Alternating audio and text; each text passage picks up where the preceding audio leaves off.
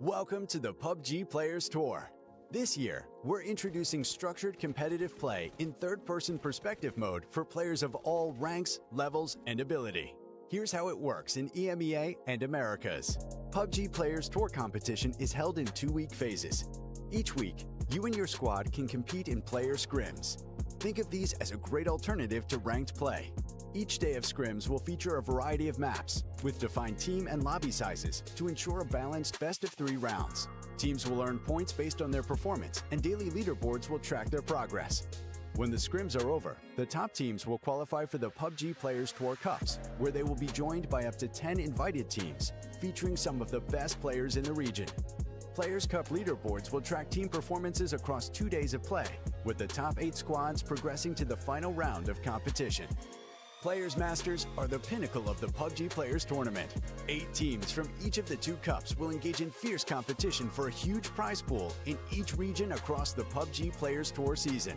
And for times when a Players Masters isn't scheduled, you can still get your PUBG Players Tour fix with Super Cups. These work just like Masters events, where again, 16 teams, 8 from each of the 2 previous Players Cups, compete for a share of the total cash prize pool. Welcome to the PUBG Players Tour. You know the game. Be a player.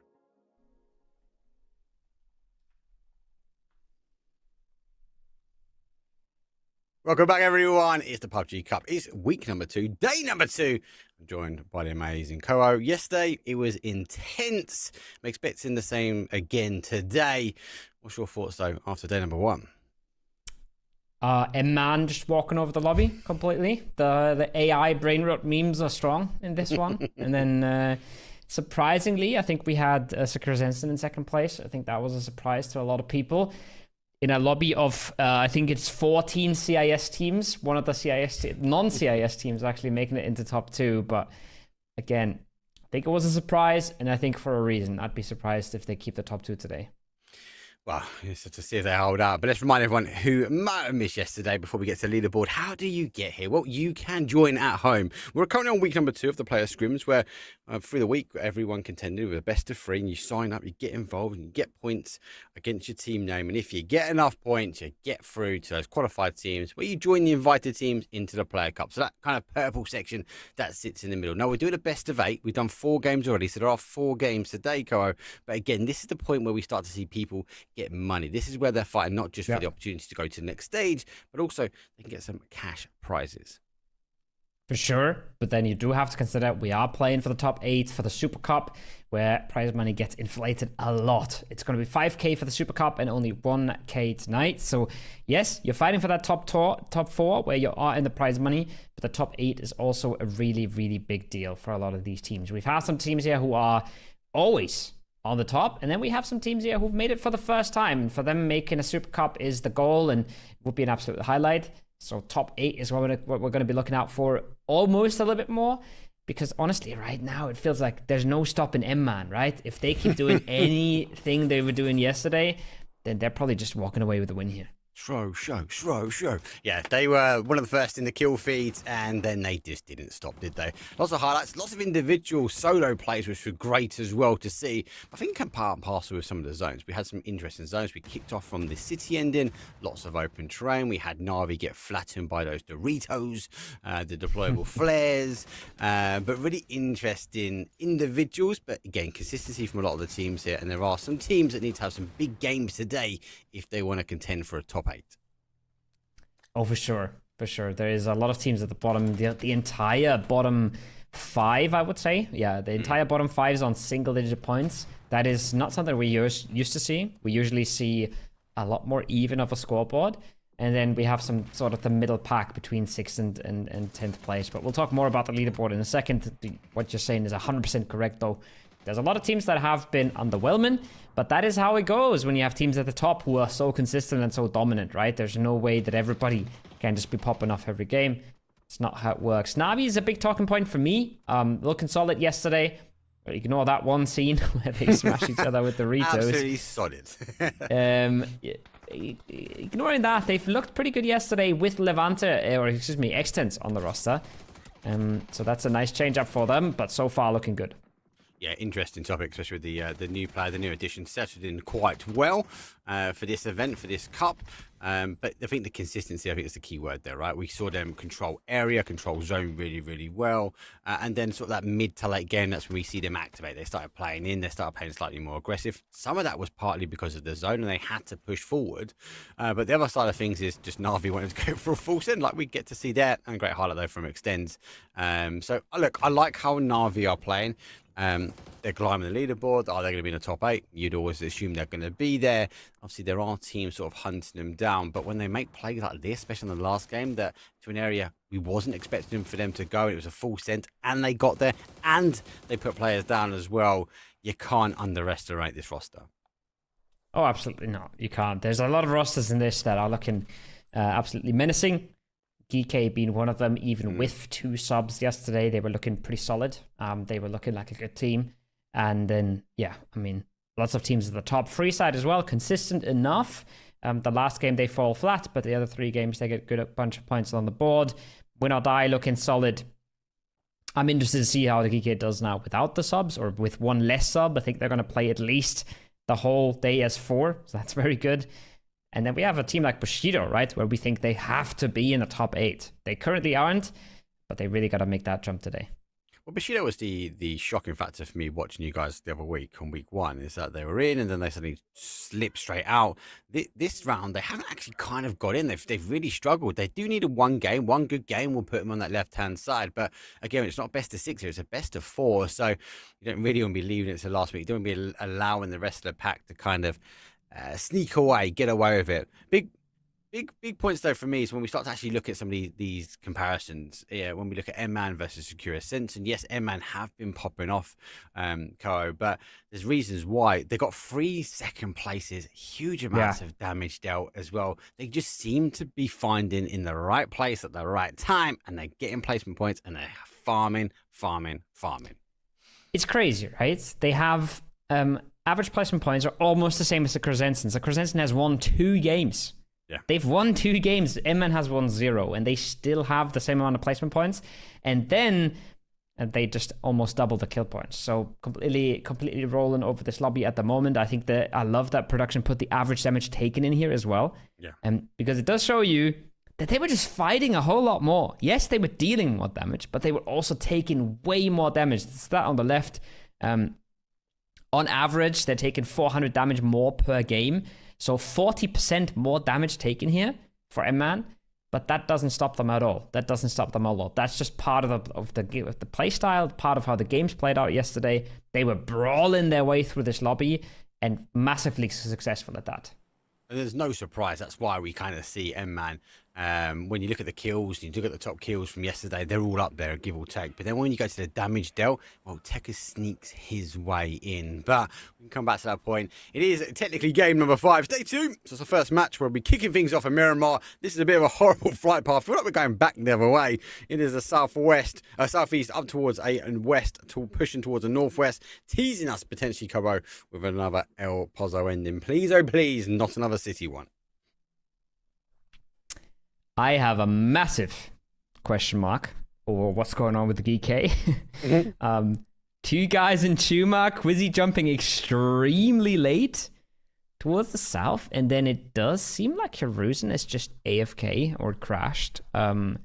Nice. One of the 2. So Quizzy's come back just in time, and then Hiruzen is just sitting it out. He's maybe just had enough, you know. He's got bullied a little bit by Aduzi and Batu in chat yesterday because he wasn't pulling off any 1v3s or 1v2s.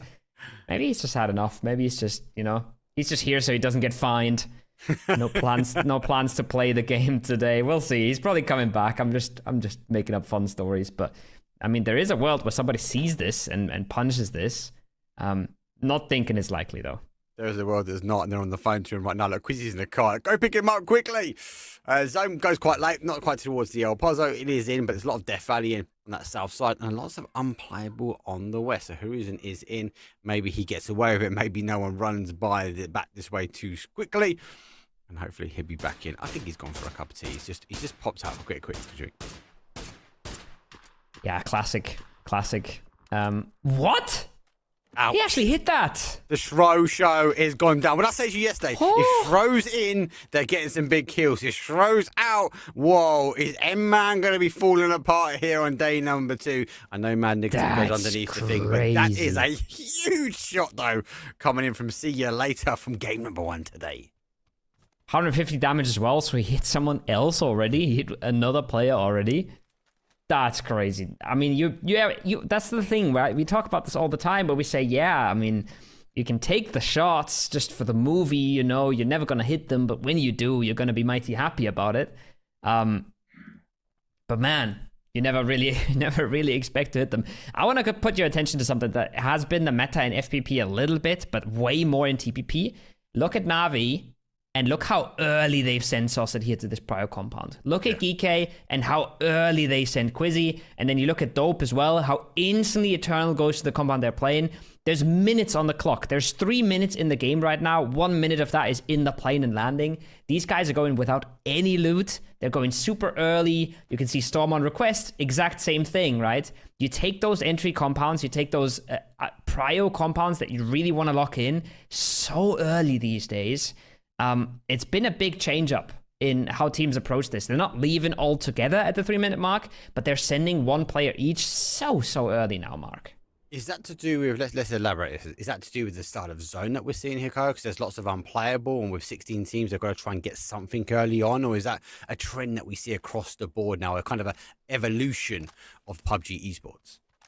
I think it's something we see across the board now, and the main evolution there for me is you don't go with multiple players that early anymore. It's just really just sending one, right? Sending that one scout. I mean, how many times have you seen Twisted Minds like Lou just pop off with a bike, drive across the map, try and get them a spot, trying to get them a lot of information because nobody expects them?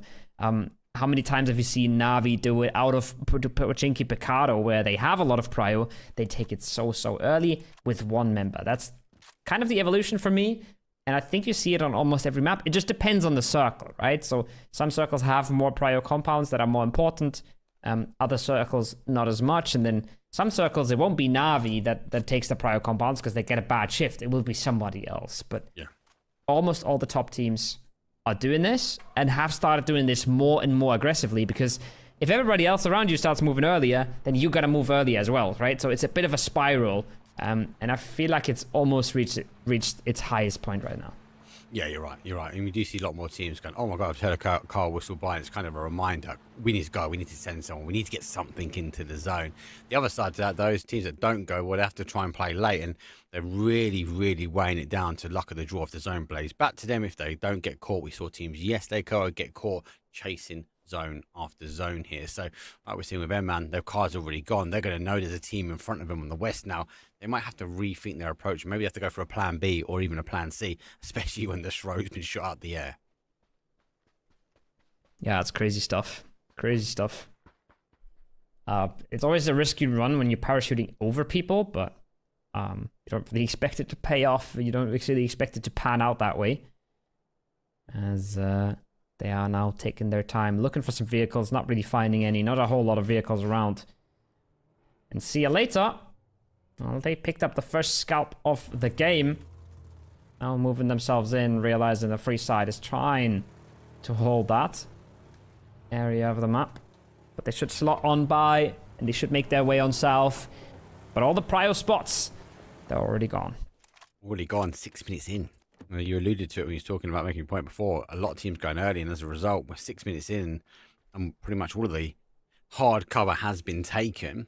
So that's why I've seen a lot of teams rotate a little bit around. Got a few more teams still sitting on the outside as they do make their way in. No E-rotates either. If you are watching the map stream, !map into chat. I'll give you a link as well. If you've got double monitors, phone, tablet, anything extra, get it up as well. Because it's always good to see how these teams are kind of making their rotation in. And talk about rotations in, well, Skittles send a few shots over towards Geekay. Diffix bunny hops to safety. Now he gets in his car and he's going to go, right, you can have this compound. We've got other prior positions to take. Yeah, the bluff has been called, right? That's what it is. He's bluffing that compound a little bit, seeing if any pressure comes his way. And as soon as pressure does come his way, he decides to retreat. Hakimari is similar things. If if GK would have grouped up there in that compound, the chance that Hakimari would have fallen back is pretty real, pretty substantial. But it's just a bit of a trade-off. Everybody figuring out what risks they're willing to take. And, well, Bushido take a risk rotating through the open field in between Freeside, and they get punished immediately. Punished instantly as well. See you later. There's Peekaboo. I think Ultra White might have popped his head just over the top. Too much there.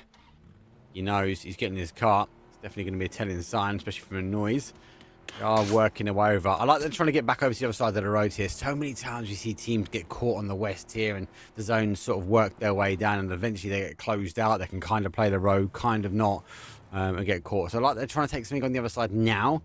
A 2-2 split arguably could work from this position as well, as the teams are starting to rotate their way in. But a couple of players already lost. A couple of teams playing as a 3 at the moment.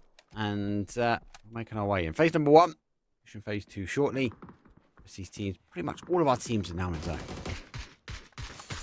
Almost everybody made their way on in. Still have the contestants far northeast. Sliding on in slowly. EMEA, the team that got shot out of the parachute as well, taking their sweet time with it. It's the old game of PUBG. If you have prio, you go very early. If you don't have prio, you tend to go extra late. Get yourself all the loot you want. Get yourself all the equipment, cars. And then also, by going a bit later, sometimes you make sure that no funny business happens. You don't clash in rotation with somebody who's still looting, for example.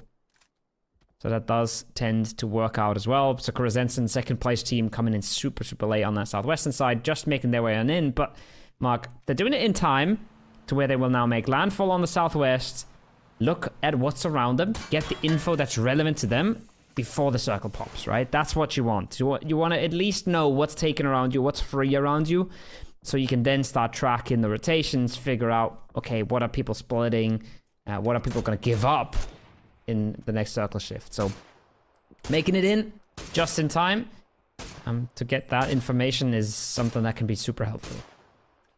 I think it can be helpful. It's the E-rotate. On our northeast corner, we do have win or die. They've just popped an E-rotate, and that's going to be part and parcel of timing as the Sandstorm hopefully will make way. He should know roughly where the zone's going and kind of preparing for that sort of south to southwest shift back towards that Death Valley area, which we know and love so much. As these teams mentioned before, EMEA and Geeke sort of dancing around the outside. Surprising no one's really taking the high side. Here comes the zone shift, and it goes back the other way, back towards more of a northeast. So we deny all of the unplayable quite early on this west. And actually, for our win or die team, they can jump back off that E-rotate and back to the position they were. Love it. Great play. Love the play they're making there. They're even leaving Hello My Bad on the EP, who's taking the rainbows. So they go and split that up a little bit more. But they do just time the EP right, where they could have all jumped on it. And they can all jump off and still go back to their original positions. Freeside making their way into Monte Nuevo. Storm on request evacuating that same position because they have something better. Similar things are true for Geeke, who were around this area but have fallen off. Bushido, though, is coming on in, and they might not know that their neighbors are so close by. Playing a bit of a dangerous game here, and remember, they are already down to 3. Yep. 3, we have seen been quite damaging now for some of these teams, especially even down to a solo. Tekka's with his explosive nades. Let's see what he can do today. Crazy. Well, it's Metabate. There's another one down. Make that 2. Bushido, who need a huge day, actually, today. They can't be falling short of coming out of one game with no kills and no placements. So as a duo, they might just need to lock it down. They're in zone here. Force Freeside to make the push. Force them to fall on their swords. It's big as well because this is the one team that knows that Bushido was down to 3, and now they're the one team that knows they're down to 2. Knock buys them a little bit of time though. Sorry, I'm crazy. He can cook the nade though, and he can cook that nade, and he can get it in time as well. That's not a bad throw. Right, they might nice. just blow up to this. Oh boy, Celtic gets out just in time, but they're massively overstaying their welcome here. They're basically giving up this fight just for a flush. They got Maverick below the car, but they're taking so much damage in return. If Sorry I'm Crazy takes his time here and doesn't get run over by his teammate, then they should be able to close this out. Now, surely, time for a first aid. Surely fine for a first aid. He was happy, he was ready to make the push, and then dunk! The bus caused him A little bit of a break. Kantis is going to have to go over the top. He's going to try and create the angle. I think they might have heard the footsteps up the other side, trying to work out exactly where he is. But it looks like they've lost track of Bushido. As they are still trying to breach. And this could be damaging for them because he can jump out on the other side. He's going to have to line of sight. Instant knock and flush might be coming in here. Oh, but they haven't heard him yet. He's taking his time with it. Oh my god. There's the vault, there's the punish, and there's going to be the flush. Free side, not getting out cleanly. Already losing 2, now in the 2v1. We've seen Celtic do harder things. We've seen him pull off crazy clutches. Yeah. The man's been pretty much the only one putting points on the board for Bushido. And he's doing that again. 2 so far. Another 2 that he would love to get as well. But Free side, not so hungry anymore, not so aggressive anymore. Now that they're down to 2. Oh, they know where he is. I think he threw the smoke and thought, oh, there's another smoke I can replenish that one. I love how he's playing the angles as well. He knows he's trying to work out if he can move back to the next building. Does he get caught? What angles? And oh my god, there's another angle generated. The smoke's not going to do the damage. He needs to swap to nade. Does swap to the nade now. He's going to post it through the window. Here comes the pressure store coming through. And we know that this team is happy despite down numbers. They're happy to go for the push. There goes the flash through the front door. Looking for the second one as well to try and catch him up. Potentially thinking there could be a player there. But gets caught slightly there, Koho. But he's looking to apply the pressure. Last one should do the trick as well. Now clearing all that space for himself, letting him re-maneuver. Letting him figure out exactly where Quintix is. He has the steps there as well. He knows. He knows what's going on, but Quintix has gone up the stairs. Quintix has just ignored him. He slipped on through. He's going for the res now. 1 more nade for Celtic. He can kit it. He can cook it. He can try and get it in, but not going to go very far. Now the gas can. I'm not sure what the goal is. He's closing off the stairs with a bit of fire. But at this point, it just seems like he wants to confuse him a little bit. Maybe have a look over the top of the smoke. But they would be crazy to just push down the stairs without any util, so I don't think that's happening. Some big brain metrics, that is. Wherever that's happening, it drew in the zone. I can tell you that. Monty is going to be in the middle. I asked for non-city, so we got a town, should we say. And the way you go will be... opportunities. Oh, unfortunately, yeah, for GK. Oh, fortunate for them, they move in. Unfortunate for Bushido, he fall down. Maybe didn't have the opportunity to look at the map and go, do you know what? We're now the centre of the zone. There might be a few more teams crashing their way in. They put the first point on the board. I'm loving this scene. Hirozen just coming in from the blue, middle of nowhere. Bit unsure where he wants to go, and Quizzy's just standing in the building, looking at the ground, probably just drawing at the map for Hiruzen, like figuring out a way line to get him into the city, get him grouped up, figure out how to play this as a team. He's got 3 tires, that ain't great. He's got Conquest sitting around the corner, waiting for him to come their way. They're just seemingly just hiding on out in the warehouse, gonna spot him last second. And he's now going to try and make his way on through. It's not an easy rotate, especially if he loses 1 more tire. Mark 3 is okay-ish. He's about to lose. Look at those tires on the bottom left. He's already lost 2. He might lose 3 here, might lose 4. The car's blowing up. It's GG. He's stuck here. And I would be surprised if he still goes anywhere. It will be a surprise if he does go down. Any further from there, it'd be dangerous, but... they've isolated him. Fortunately for him, he goes right in between a 2-2 split. So, pure punishment. To face him a 3, maybe if he's got the meds, maybe he can get out of it. I don't think he's going to find a way to kind of tie up with the rest of the team. Form up as a 4 again. The rest of them are sitting in Monty. And Conquest, well, they just sit just on the outside edge. They're waiting for the zone to sort of shift forward. We are going phase number 4. Are shifting back this way, so no need for them to move just yet. And Monty, well, is starting to lose the zone, so they want to try and deal with maybe GK quickly, or should I say Hiruzen quickly, and then they can focus and draw their attention back towards Monty. I'd love to, but he's not going to give them that with ease. He's going to try and delay as long as he can. Navi, make a move. Shift on, probably to that dip. Across the road here from Monty. Diffix caught in transition, doesn't make it into the city. Mossball picks him up. There is Navi making the move into the dip. As expected, if no one has a mortar, they should be fine. But that's something I've said before about teams in this dip. And then somebody in Montenegro just pops up with a mortar and just blows them to bits. So there's always a chance for that happening. But they should be okay here most of the time. It's a bit of a gamble. It's something that you have to take eventually. Now, rotations around the city for the Skittles.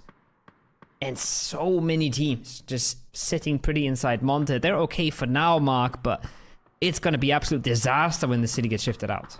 This is the thing. You'd be looking at this zone. Even I'll be looking at this zone going, it's going to shift out.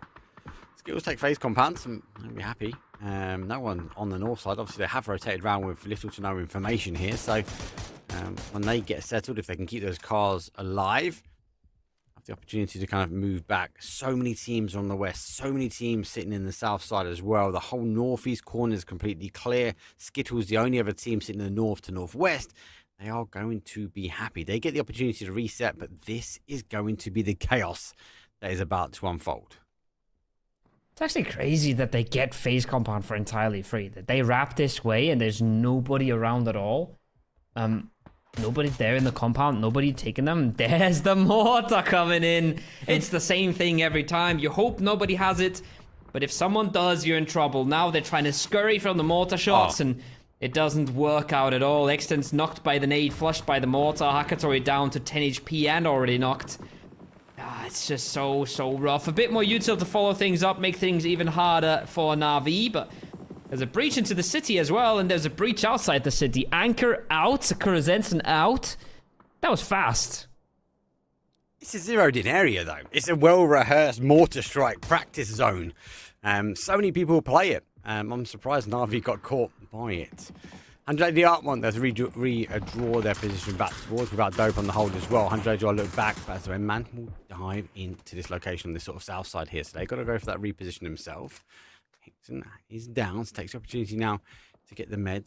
Make sure his health gets replenished before he looks to try and make that defense. As anybody's, well, stuck out in the blue. And phase number 4, well, that's going to sting slightly. He needs to scrabble his way in. Oh, and phase, you can see it on the minimap already. Phase 4 went all the way to the west. All the way west. City stays in almost entirely. It's just without dope. That gets shifted out, and then tons of open field on the north. That's going to be just easy pickings for skills. They can move out of the compound late. They can try and control these fields for as long as possible. Yeah. Then just start moving out of phase compound at the last second. Should be a good game for them. Should be manageable. Southern side, southwestern side, what we're watching right now, that should be an absolute disaster for most of the teams here. M-Man has snuck their way on in from the blue, just crept on in. First aiding all the way through. Anybody's gets himself one, he should be traded by that nade, but look at the shots connecting cleanly. Rest of the team is there now, but almost no HP. Just look at the bars on the bottom left, Mark. They've got nothing to work with. Yeah, Mad Negative had to get out. He knew he wasn't going to make it in if he continued that path in. Unfortunately for him, he gets caught by Geekay. And then, man, well, apart from a 5th, and the rest of them being second places, that is their worst placement so far. But not to matter. They can reset. They have enough points in their back pocket to be able to look for their qualification. Because remember, we are looking for that top 8 position. And there's going to be a lot of action here that might decide some of these teams' fates as they can still hold on to elements of Monty. Quizzy gets the nade over the top just for pressure, just to distract the team. He knows it's a hard nade to hit, but he just wants to get the hell over there, regroup with his teammate, get themselves a little bit of a possibility for team play. At that, he does make it successfully. That's going to pose some issues without dope in the future. They have shifted into a position that's in the zone for now, so they can breathe, they can reset, and figure out what to do. ADR, they don't have that time. They've got to make moves now, and that's going to be an opener. Yep, found it just last second. Storm on request, dropping a knock there is big, because that opens the door wide. What is that, Wabuki? He just kicks it in, that door. No problem at all. We bent around the corner. The nade knows where the final player is on this side. It's going to bounce, but it's going to be cooked too much. The explosion on the window too far. They're not going to be able to get these reset in. Those reses do happen. Na'Vi, on the other hand, also doing the same as to try and get the boys back up. Skittles somehow losing players on that rotation. Conquest have wrapped in that sort of northeast corner as well. That's cut them on that rotation towards the hay bales. Unfortunately for them, it will look like a very controlled game. Not going down out. Great FAMAS though. Kill confirmed. Short mag gets the reload on as well. Looking for the cars come in. That buggy is not a great vehicle to be have. Actually takes the driver. They should be able to get the seat swap. But again, no coming back to another claim potentially for a kill. That's crazy as well. Everybody just shoots the back of the car there, right? Everybody knocks the play on the back of the car. Sloy doesn't care. He knocks out the driver instantly, cleanly, pops him off. Just built different. Someone requests are trying to make the push versus Navi. It's just Hakatory left standing. He's dodging and weaving. He's trying to stay alive. He's not for long. They're coming over the road. They're coming to get him. Navi out in 12th. And someone requests they are still alive in this. They have suffered. They have lost members. But they have made it across the road at least. Geeke as well in the city. Just a duo, but they're holding so strong. Love what Geeke have done as well, Ko. They actually stayed on the outside. They had the position here and they actually held on the outside. Hey, let's try and stop as many people coming up this road towards Monty as possible, and then we can work our way in. Now, unfortunately for them, they've got to keep the blue behind them. And they're going to have to chip away at the teams that are sort of situated, fortified, should we say, that are in front of them. And the rest of the zone, well, it's pretty clear for them. They don't need to move just yet as the zone goes back towards that corner of Monty. We still hold on to the town here. I mean, that zone is crazy as well, right? That zone just keeps everybody in. Everybody that was just sitting in the town praying with their hands together. Just gets another shift, gets to live another day. Skittles, they lost one earlier on transition. They now have to make the second one.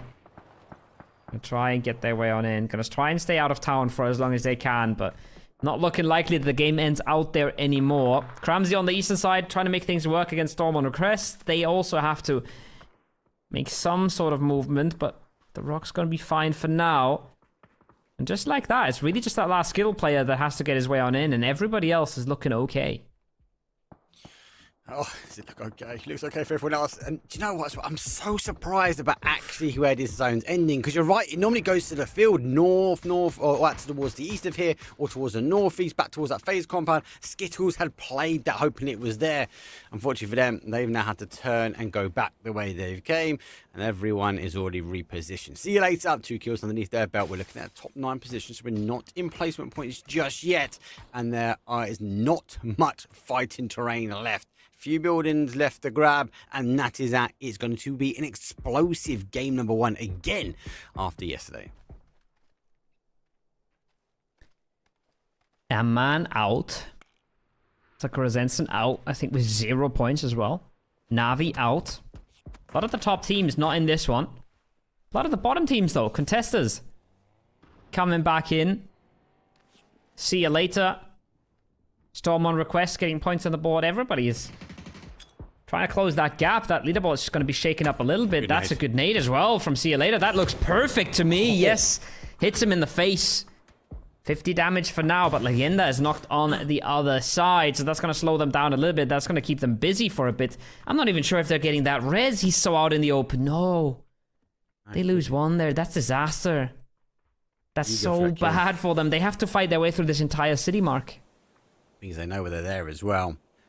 And game number 1, Freeside had the free pass when they held the town. That pretty far peak as they go around. Notices 2 there. Flash comes back. Has to dug back in. So, have to try and hold Ultra White, who was the explosive, the only person with the kills for this team so far, off the drop. He's been in the kill feed. Now, we need to find an opportunity, as you say, to get through this team. Freeside, we know this team can be cool, calm, and collective, but the question for me is, can they do it with 2? They won yesterday's game with a 4 strong. They have to defend now as a 2 and then draw their attention back to those heavy hitters a little bit closer in towards that corner of zone. Dunk, dunk. Sloy trying to use the deployable cover. Doesn't have a whole lot of time left. He's got to make his move. Kalisa, though, he's a little bit more busy with his own moves right now, and that's not a bad shout, to be honest. Again, they've got multiple teams ahead of them. They're trying to maneuver their way around. Gonna end up walking away from Freeside into a different team. Sloy bleeding out, not giving that point away. And ADR is getting blown up on the other side. Meanwhile, that's just one nade and all 3 gone. Explosive action. TPP, we've seen this yesterday, we've seen it again today, surprisingly, again on Miramar. Seems to be well placed. Will die. Nice use of smokes, nice use actually when we do see the deployable shield and cover. Interesting use of the car. I don't think you're going to need that anymore, Leosh, but for now, the rest of the teams have to move in. See you later, say see you later to the zone. Has to dance their way around. The blue damage is going to be huge. Now finds an entry point, maybe the opportunity to get a bit more sound cues though. Sleep flick, trying to again find his way through. Sees the back of him. Oh, sprays the shots, but doesn't get the connection, but gives away the information.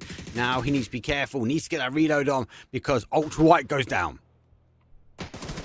Not looking clean for anyone involved right now. That's at least the trade at the moment. Black Knight 0 up at the top. Staying alive for now. Quizzy caught with his pants down, knocked immediately. Sleep Flick looking good. What? Get in! No way! Oh my god. Oh, the drop shot hip fire gets him. Does he have time for a first aid? He should. Med, please Med. What a sleep flick. There was no sleeping on that flick. A 180 drop shot and caught him in the blue. Great play from See You Later. A couple of more kills on the board, and we do find ourselves now in the placement points. Phase number 8. We've got one more to go. Everyone's got the position up. A few teams are on the outside here, so they've still got a few more walls to hop over. Maybe a few more opportunities left here for players to like Sleep Flick, but they need to be big. Oh, yes, thank you, production, for that replay. 180, bam, bam, bam, 50 HP, and then he has to go for the spin. He had no idea he was going to be there. SLR as well. 5 HP, man. Barely makes it through there. You gotta be so careful with that blue now. Hero on one side, Free side on the other. He knows well what's in his path. Also, Quizzy's been flushed out, so that's good. Takes a little bit of the pressure off the shoulders, but still a long way to go. 3 smokes to do it. 2 more now. He won't be able to close all of the gaps. Now knows where one is. Tries to dodge the nade. That's your sign to move. Don't have time for that flashbang to pop off. Just gonna cost you HP, buddy, but he does make the cross now. 58, nice. 4 HP again.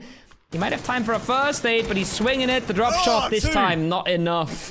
Not enough. Nice try from Sleep Flake, but in the end, Free side. I was gonna say prevail. They don't prevail for very long. It's another double nade from Win or Die. Win or Die explosive in this game. This is where they seem to be getting their kills from nades. Well, here's some more. And our... there's Win or Die's nades. They were trying to get involved as well. That could have been free. Another team goes down with 3 remaining. Gets this Win or Die and Geek. It's a 4 versus 3 versus 1. Definitely feel like Win or Die need an explosive game here. They've held this position quite some time. The Dog's not got much left in the tank. But do you know what? With an M249 with 150 mag, you're going to be happy to try and defend off at least a solo. Maybe take the fight on, but you've got to be hitting those shots. It's going to be tricky. They're going to be so busy as well with Kike here.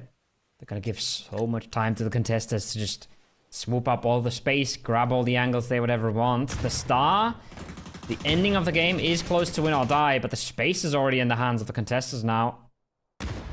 Unless Leos does some absolute miracles with the nades. Testers are looking good in this one. They're looking poised to take it. Hero has put a lot of work in for Kike already. He just finds one more here. Massive. Oh, the sawed off. He's run in. He's actually run on him. He knows he can't come in the other side. He must be seeing it. The orb. Bruiser gets 1. He gets the flush. He just takes the additional point. It's a 4 versus 2. But yeah, the contestants, they know they took the position early. They are using the Dorito to his advantage, playing a little bit more of a peekaboo battle with the team as he tries to hold off a 4-man on a solo charge. He has to take the fight to them, because as you said, Koa, the dot is on their side of the fence. He has to push forward. It's very close, though. It's literally on the fence. So if it comes down to the last second, a single nade could do the trick. Hello, my bad, finds the first knock.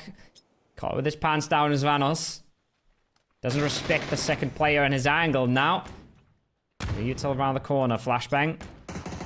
Pushes them back. Another smoke towards the middle. That res is not coming through, so we are down to a 2v3. It's going to be a battle for space.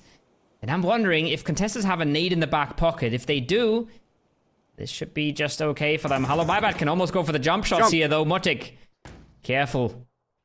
Careful. We'll try and get him with the Doritos now. As the flares go forward. Helaos gets one. Melman's down. That's a huge gun to lose here. And for a team that had the numbers, they didn't have the position. Now they're on fire. That's not going to be good. Now come the Doritos. He nearly gets caught with one as well. They're pushing forward. Winnows, I want to take it. He comes up on the other side, dips in towards the smoke, but goes down. It's 1 versus 2. As Leos runs down, he's got no ammo left in the AUG. He has to swap his way over. He drops the gun. He has to get the reload done. He sees the play on the outside, and he clutches it up in the end. What was that ending? Winner, winner, chicken dinner goes to win or die. It's a 10 kills, a 20-point game, and oh my god, how did they do that with just 2 strong? That's a 2v4 right there. That's as clean a 2v4 can get. Oi, that was looking... Ah, man. Contestants, they had all the space as well, Mark. They didn't have as much util, maybe. They weren't as fired up, but that should have been their game to win. Jeez. Fired up, I think, is they weren't in the gear, were they? They weren't ready to take the fight. Win or Die, obviously, we've been defending for some time. They had the position. We saw the bike closing the door. We saw heavy util usage from them quite early on as well. But somehow they dug out a victory from arguably a very, very difficult push. A very difficult position. I love the use of the Dorito. Getting up on the side of it there. They're able to use the flare just to kind of play peekaboo over the top. Using all the tools they had to gain the information. But when it came down to it, it was raw firepower that won the battle. It really was. It was a lot of 1v1s that went the way of Win or Die. Even getting that reload off there in the end to me was crazy. I mean, third person thing, right? He sees when the enemy is going to push him, so he does dare to go for the reload. But not a fight he should have won, I feel like. And well, there's where a lot of the contestants' nades went, right? Yeah. There's where a lot of those nades went. But still, a 2v4 is just unthinkable. It is. And this is the push through. He peeks on the outside of the smoke. Hello back in as he goes back on the inside. That gives Leos the opportunity to get through. Goes for the second gun, then drop and goes for the swap over. Reload, can see him, and then sees him laying down. Thank you very much. I will win that one. Winner, winner, chicken dinner. Good game for them. They've been in Monty for quite early on as well. So 10 kills, 10 placement points. That's a 20-point game there for Win or Die. That might be looking to secure their spot or at least secure their standings here on day number 2. Let's see if they can keep that momentum going forward. Yeah, that's a lot of momentum. That's a lot of frags in the first game. We have 3 more games for you guys, though. We have 3 more games coming at you this evening. So we're going to be going for a really short break, and we'll be right back with game number 2.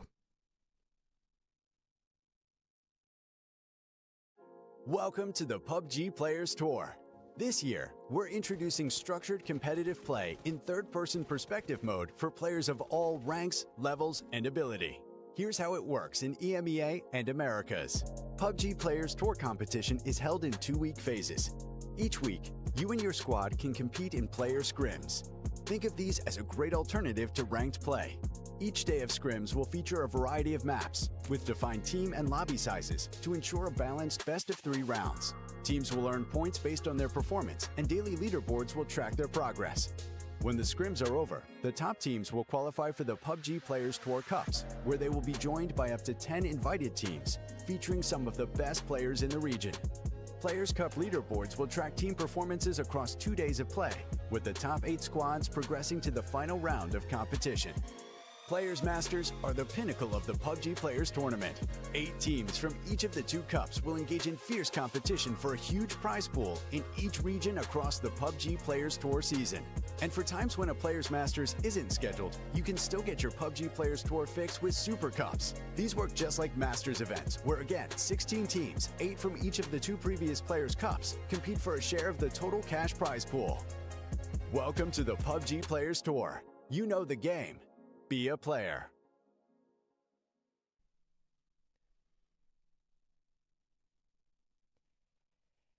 And we're back. I promised a short break. I wasn't ready for how short it was going to be, but the players are flooding into the lobby already. We're ready for our second game here in just a few seconds. Win or Die, big winner of this one, right? They were basically only top team, Mark, from the top of the leaderboard. I think they were maybe 5th or something like that. that was in that late game, and that will show once we have a look back. But we have the game already on our hands. We have a plane flying through the air, and I just know that you got something. You have to say it, right? You can't go without it. It's perfect timing for you to go. It's time to Tego. Yes, it is time to Tego. It's the southwest up towards the northeast. It sounds good saying it. Makes me feel happy inside. Do you know what also makes me feel happy? Oh my God, how quick was that break? I know you said go for a quick break, Koa, but you need to define quick to not just the players, but the production as well. Because I was about to go get a drink. I turned back around and the plane's off. It's gone. It's taken off the runway. All players ready to go. Everybody in. The question is, everybody gonna be landing? I'm not so sure at the moment. ADR looking a little sus. Hopefully Win or Die doesn't pop them out of the air. And then that eastern side, that west of airport kind of area, looking a little crowded as well. Conquest especially. Not a whole lot of space for themselves. As Na'Vi takes control of terminal again. Skittles on their north. Conquest contestants on their east. And the circle has said, well, guys, none of you are anywhere in that northern island, so that's exactly where I'm centering up. TPP equals chaos. Chaos equals crazy zone. Crazy zones equal this. Wow. Yeah. So Sadid's in. Maybe he's the only one that can go play for the early compound you spoke about. The rest of the Na'Vi might be looking for another plane to leave terminal to find themselves their position, but he has a complete free reign. Up in that north to northwest corner of the zone is always in. You've got the temptations of Godok. We've got the army base. I love that north side here, but I think the big story is the leaderboard, though. Look at that. Win or Die do shoot themselves up the leaderboard. They are now in second place. Freeside still holds. Secure Sensing will fall down slightly themselves. GK gained a position, I believe, as well. I think they were in sixth at this one, so they position themselves up in fifth. So not too bad. But the guys on the right, they can't allow another game to slip. Yeah, at least now a lot of them have closed the gap a little bit, and we are not under those double digit or in the single digit area, right? So that's pretty good. But yeah, it's a lot of top teams running away with it right now. Cutoff at the moment, 24 points. As to be expected, that's going to rise to at least 30, maybe something around that 40 line. It's somewhere in between most of the time. Should tell you that, for example, Asakura Zensen, even though they did fall flat in the last game, they are playing as 3 at the moment. They should be okay with 44. Everyone below that, still in dangerous territory. This is wind back as well. If the contestants got the win there, it's a completely different story for them now, right? They would have been potentially more up on that left-hand side. They would have been breaching their way into a top 8 position. They've got to be kicking themselves to letting that game go, right? A bit like Win or Die, flipping that car into that rock. But they've got to reset. They can't allow the downfall of a second place last game to affect them in this one. They've got to go fight this one out. And like the rest of these teams, everyone kind of feels like on an even playing field. They've got to rotate in, and they've got to go in quite quickly. And contestants, well, they're one of the ones that started to go, but they're arguably coming quite late for this zone. Yeah, it's a tricky one because there are many bridges. There's more bridges than we have on Erangel, but there is still choke points, right? It's still points of contention. You gotta be a little bit careful when crossing them, especially when you're so late and everybody else wants to get across. So if you don't have an EP and you can just fly on over, you gotta be a little wary. Na'Vi, their recipe is moving on early. Same for M-Man, just following their footsteps. Then you look at the contestants. They're coming on in. They're gonna see a car driver away, but Bounty's still in the compound. The rest of Conquest not far off either, so it might be a little dodgy, especially. I mean, maybe at this point, not even for Conquest anymore, but or not for contestants anymore, but for Conquest, because they still got someone stuck right behind the contestants there. Yeah, this is unfortunately part and parcel of Tega, right? There's limited entry points to this Northwest Island. And we've seen very recently a lot of teams want to try and hold out. So they've seen the cars in front. They've now gone to the other bridge. They're now going to see Freeside rotating in front as well. They've got to commit to one of them. They haven't got any rotate unless they've got it in their back pocket or in a trunk. They've got to commit over. So keep an eye on those cars. I know Freeside have already pulled up, because I can see on the map feed. They're potentially waiting, but a lot of these gates, a lot of these bridges are getting closed for business. Big opener. Over that though. Looking to make that a second. Shots are landing cleanly. Just one more bullet to do the trick. Nade's gonna have to try and do it. X-Hype caught in the open. Too many angles to deal with. Eternal pops him down. He's gonna say good night. Rest of the squad have made it on through. But there it is. There is that trouble we were talking about. It's the contestants suffer in the first loss. To the side of Freeside, they get a drive-by in to at least get a knock-on back, but that is much more likely to get rezzed than SnapX. But I'm seeing this. I'm thinking maybe that is a res. That is a commit for the contestants. This is a thing, right? Obviously, they've denied for one bridge. So, like, okay, we'll go to the next bridge to get caught in a gunfight when there's a knock. So, it's like they've received as well. They've pulled up, but then there's a third-party action also coming in. Conquest looking to try and conquest your area. Let's just need to get their res back on as well, but they could potentially grab and go back to the safe compound. That's what they're looking to do. But us now does see him down to one shot, but he doesn't quite get it. The second shots go through, and there you go. They get their connection. There's the explosive action from the Petra Garage. They've got to be cautious though, because they have teams pressing in from the west. Yeah, they've got to be a little wary, but nice shots landing from Optic. Gets himself a revenge. The res has come through, so they might just cruise out of there, but they might just run into the open arms of the team that was camping them in the first place. Look at that. Mounty finds one. Damage on the second as well. And they are looking to connect the last few bullets. That vehicle, probably the hardest to shoot anyone out of, but there's a second one coming their way. Now the hipfire has to come out. The contestants, they're not walking away from this untouched. Look at that. Motik. 1-2, thank you. They're putting in the damage. Couple of kills, but it's not going to be enough. The contestants, though, who so nearly had that winner chicken dinner, slipped through the fingers. They're going to fall out in 16th place now. Conquest, well, they're trying to figure out who they were fighting. They're getting enough shots in. K2, slide he doesn't know. He doesn't know the player on the right-hand side, does he? Nate comes in hard, doesn't quite get the damage. He has to reinforce himself back towards the hard cover. It's a messy fight, it's a scrappy fight, damage been exchanged, but Freeside's not looking to let that go either. Both the teams now getting a bit of respect towards the opposition, slowing things down. With that car sound now, that's going to draw Freeside in. They're going to realize, okay, we've at least gotten the space, but not gotten the kills that we were looking for. Rough times for the contestants. I respect it though. They were going in. They were just committing, and it almost worked out for them. It did. It did. Let's wait and see. Nice little replay going up though. Look at these shots. There's one. Going for the second. Doesn't quite catch it. And then nearly has to cut off his shots because he takes out his own player. Car eventually will fall, and then this is it. Jump straight out, turn, deleted by 2. It was a big hole dough. Fortunately for them, it was all about the third party. A couple of points on the board, but you're not going to be happy with a 16th place, are you? Not going to be happy. Especially when you've just missed out on what should have been your win, right? And remember, the contestants, yeah, they're looking okay on the leaderboard. But they're 10th right now. They would have loved that last win, and now they're getting a game with 2 points? I think 2 is what they're getting away with.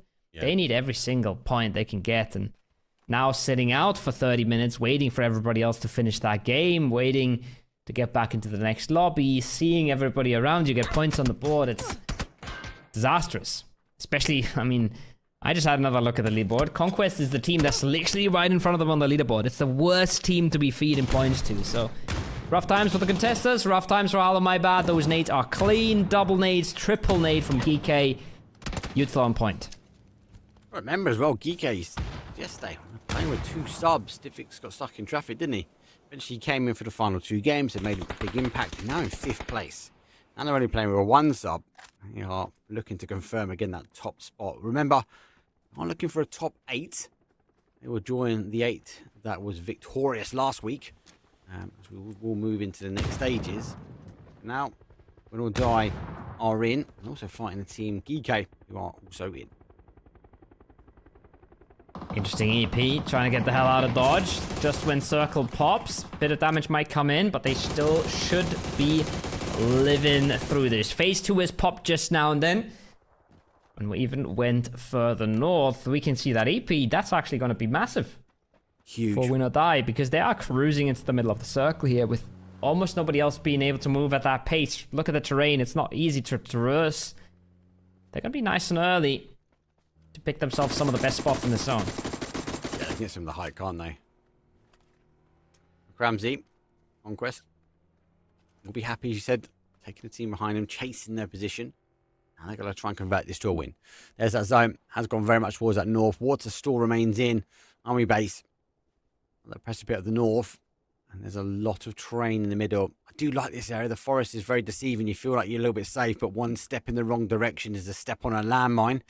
Bushido, well, they sit right in the middle. Can't see him win or die. Run off that EP. Skirmishes also taking a part EP, part rotate. They will hopefully not get tempted by the sea of drops from the south side. It's well timed though. It's reasonably good from Skirmishes now. I just say that.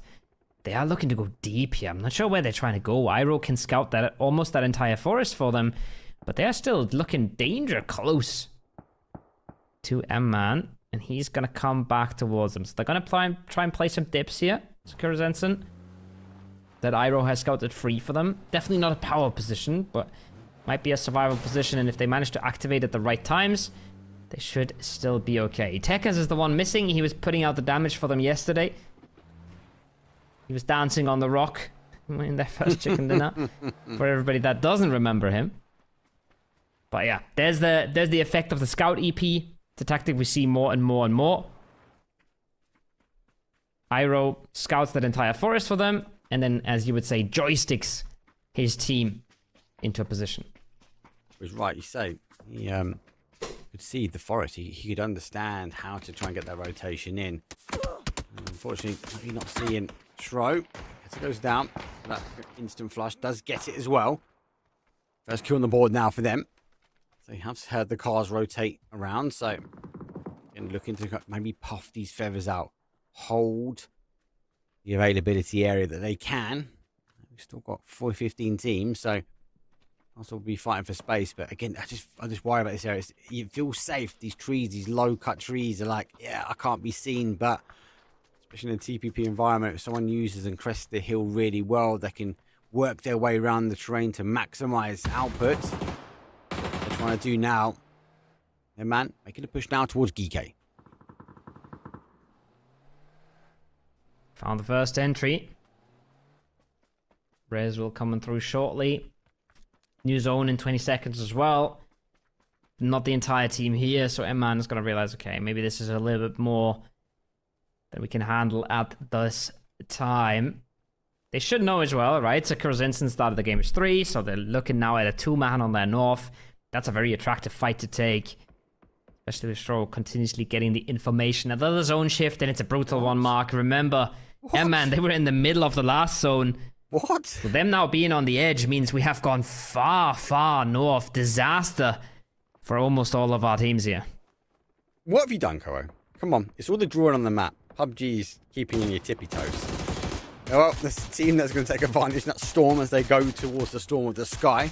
Early rotation from them in that northeast corner across the heart of the zone. They're going to get the opportunity to try and take the west. There's not that much there, but it looks like we're going to come down to that T-junction. The team's positioned up to be a lot of action on these rotations. We are now seeing a free-side though. Elite Skittles as they park the car perfectly, and soon to follow though 100 ADR.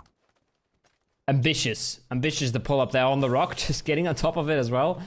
Not sure if that was the play, but it was an ambitious attempt. Now, Skirmishes, they're struggling. They just saw an entire team land right next to them, but they've only got 2 members left, and they know that M-Man might still be interested. That's an interesting fight.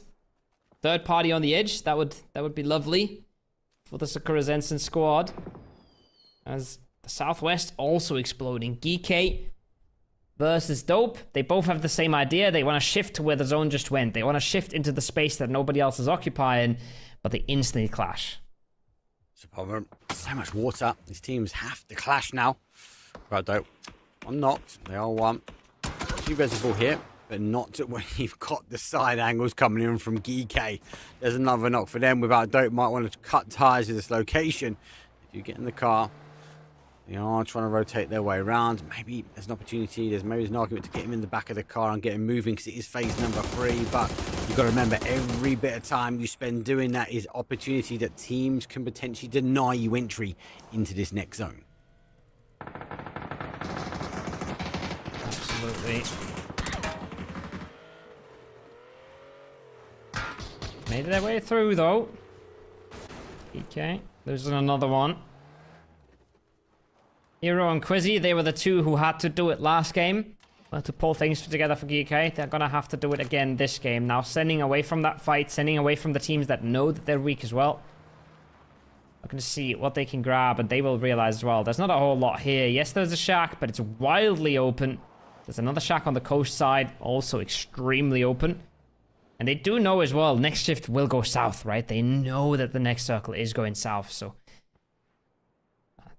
there's a lot of questions here that they will have to answer. But they will wait the 8 seconds that are left for the zone to pop.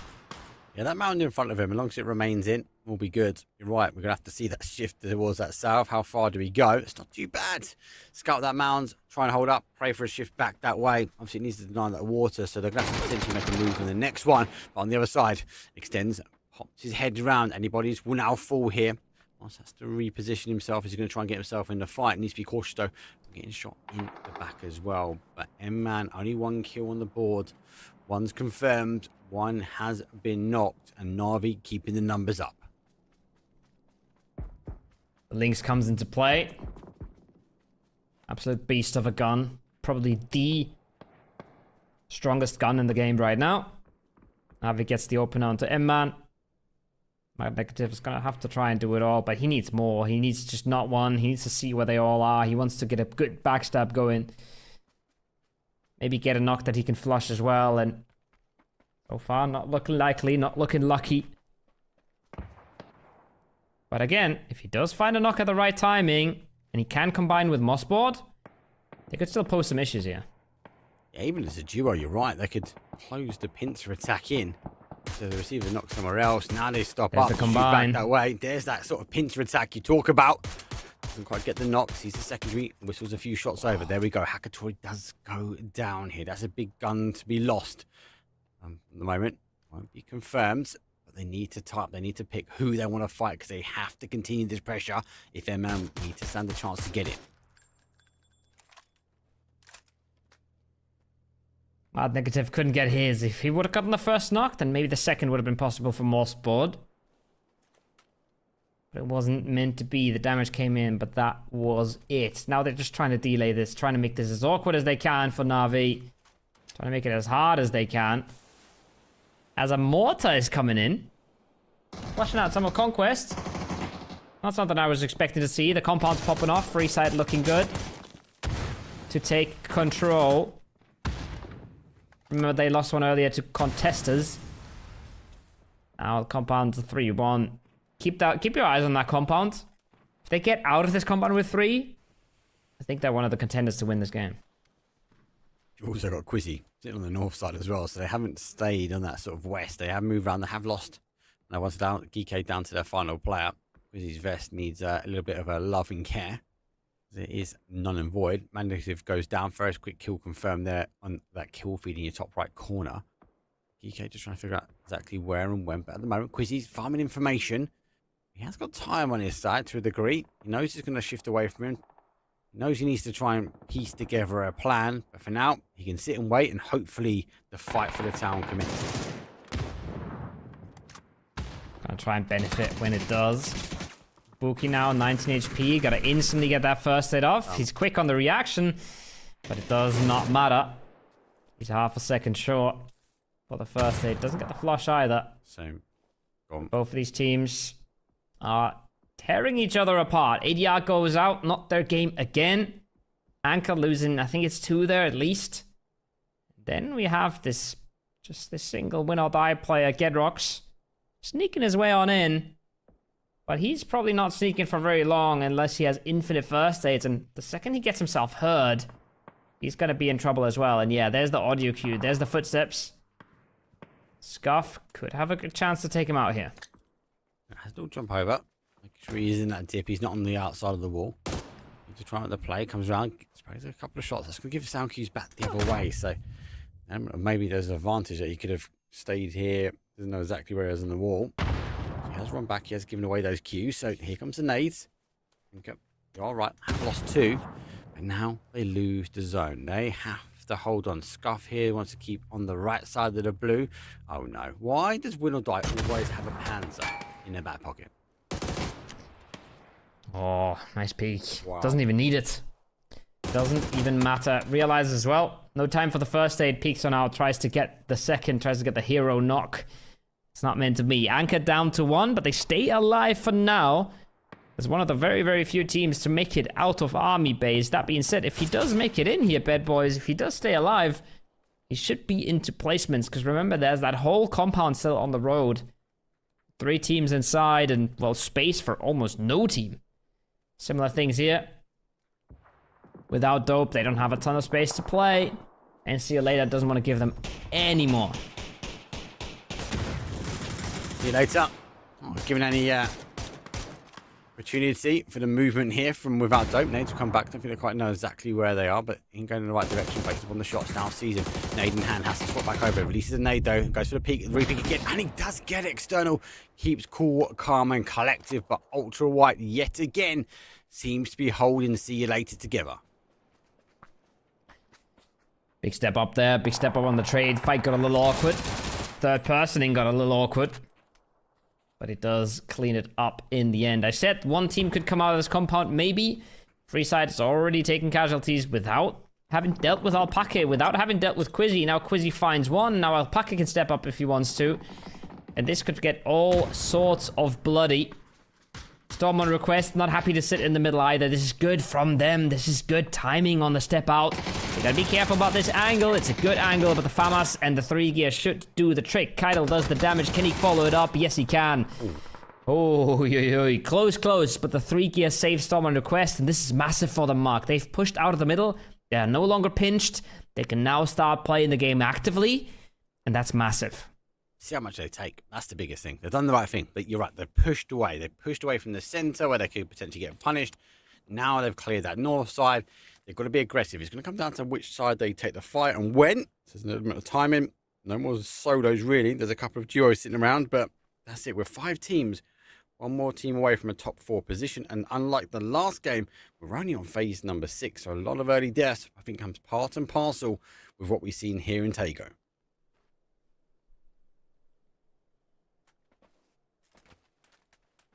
This plays for Anchor as well, coming out. Na'Vi not stopping. They took a lot of knocks here from M-Man. But they managed to get every single res back up. I think Hakatori knocked twice, Ferris knocked once. They were down to 2 at some point. They have pulled it together.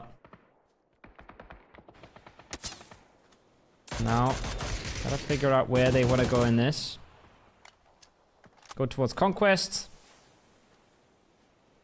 Go towards the western side. Or See You Later is held up.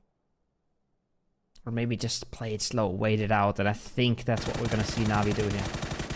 Oh, he waited. He waited. He scores, though. Skirmishes sends him down to a solo now. That's going to be unresable. So I'm going to have to keep on the side of the blue. One side of the blue, though. He needs to get his push forward, though. And there goes the nade. Has to duck into cover. Hasn't gone for the med, though. Skirmishes will go back into cover. But extends on the other side. We'll see him deny the opportunity for Skirmishes into a top 4.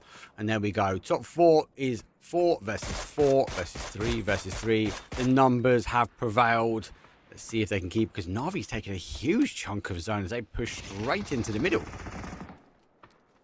They're walking up. They're putting themselves in a position to punish here. They're putting themselves in a position to be ready. But they're also putting themselves in a position to be flanked, but they just feel like their angles are good enough. Keitel rips out the vest of Hakatori. He has to fall back now. Not only taking more damage from guns, remember, also taking more damage from nades, so he really doesn't want to get caught, but he does. Cramsey steps up. And just like that, Na'Vi, they've maybe gone a little too far. Now, having to put 2 players on the close range for the res, that could enable teams to wrap around them. But players on the edge, X10s, Ferris, they have to hold strong now. Yeah. This is a crazy push. Maybe the safety of the bowl. They've gone straight into the middle, and you're right. Teams can now flank. Hackatory gets confirmed out. They're down numbers, down to 3 here for Na'Vi. 6 kills underneath their score sheet as it stands. Ferris, though, no vest. Helmet being held together with hopes and dreams. Well, and Extends has got the links. 9 more shots, 9 more opportunities, or 9 more points potentially on the board for him. And so all they need to do is deny this east side. If they can hold the conquest, conquering the east, it should be good. If you're only taking shots like that, you've got to be very careful. All of these angles in the forest now, and Extends, the one with the links especially going down. That's disaster for Na'Vi, and there is that flank. Saucid, I take it back. They've got 2 linkses? Yeah. What is that? That's just not fair. But Saucid knock and flush immediately, trying to slow the push, trying to give a chance to Ferris to come back. But you can see Ferris, he's so busy with the other angle as well. He doesn't even want to risk it. He doesn't even want to give up the space. They're just giving up, Extends. They're just trying to hold on down what they have. Just like that, from a 4-man and a force to be reckoned with, they've been put down to a duo. That's what I was talking about. It's one step too many. It screams of it in this area. Here's nade. Exchange. Goes forward. One comes back. But, oh, the nade hits perfect. No. Oh, but if you hit me, I can hit you just as hard. Nades go backwards and forward. 1-for-1 trade here. Na'Vi versus Storm. Storm making the push here. Kaido sees the distance, though, of Conquest as he has to back over and back. Right now, he sees the final play of Na'Vi. A couple of shots will go through. Down to a 1 shot. A couple more connections. He puts him down. Can't get the connection. 10, 9, 8. He gets it in the end.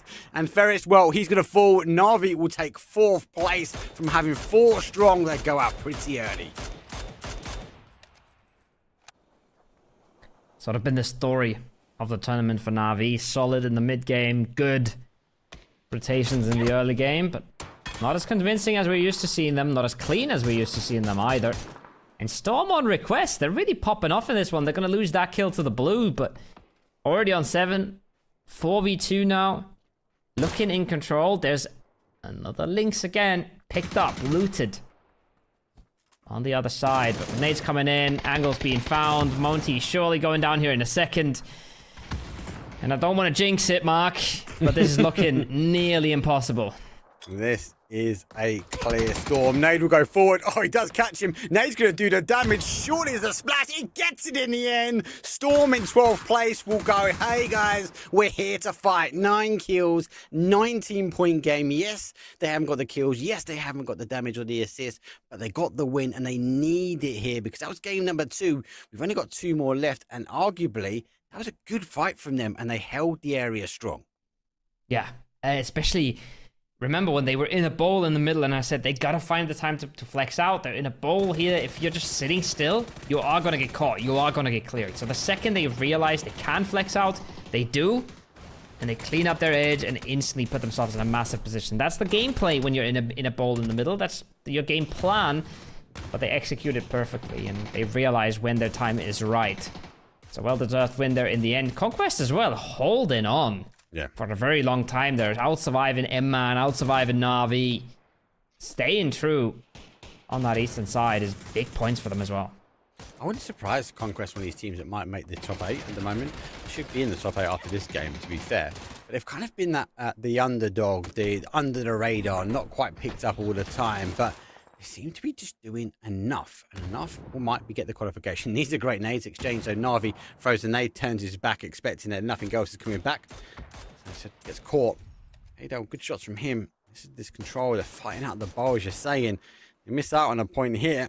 A good game. Good game from them, and points they needed. Desperately needed points. So many teams towards the bottom there that really needed those points. Right, Nate. They did get them again. Na'Vi, the only team that was towards the top and that got themselves a few points, but a lot of bottom teams here putting in work again. The leaderboard is getting closer and closer. This is what we were hoping to see when we started today, and so far it's materialized completely. It has been. That's the key thing, though. Obviously, as we do see this leaderboard get tighter and tighter, we've only got 2 more games remaining where these teams get the opportunity to try and qualify. We are looking for that top 8. Well, look, for now, we'll take a quick break. When we come back, we'll show you the leaderboard. We get to show you a little bit of Rondo, but it is limited on time now for these teams to qualify.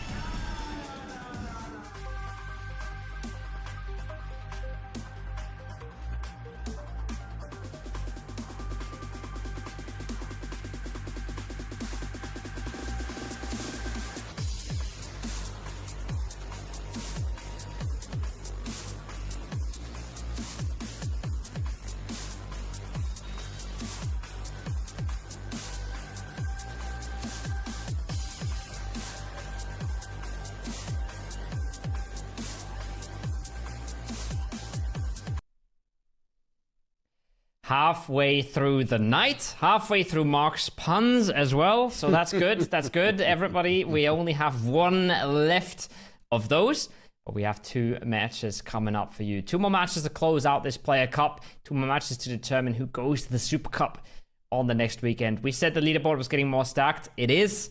I think we should have a look as soon as we can. As soon as it's up, we should have a look at that leaderboard because it's starting to get really, really relevant now, Mark. Yes, the teams on the right that are shifting their way up. And do you know what? Great play there. Storm on Request, after a victory, now find themselves in a top 8 position. And that's where we're looking to try and stay. But it is tight. Without Dope, haven't really kicked things in. Anchor need a good 2 games. Same potentially as Skittles. But it's not too bad. I'm still shocked about Bushido. I'm still shocked Bushido. And contestants for me, Koo. Wow, wow, wow. They should have got the victory and they wouldn't have been on this side if they did. Yeah, that is true. Contestants really dropping a massive amount of points there, right? Dropping the 4 placements and the 2 kills is going to hurt them. And then Conquest, honestly, by the way, not fair that we have a team called Conquest and a team called Contesters.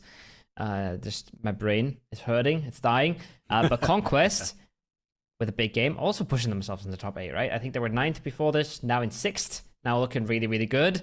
And that cutoff that I said might be somewhere in between 40 and 30, that has now moved up to 40 at least. And it will probably be somewhere above 40 now because the bottom teams are coming to life. Because it's not M-Man running away with game after game after game anymore.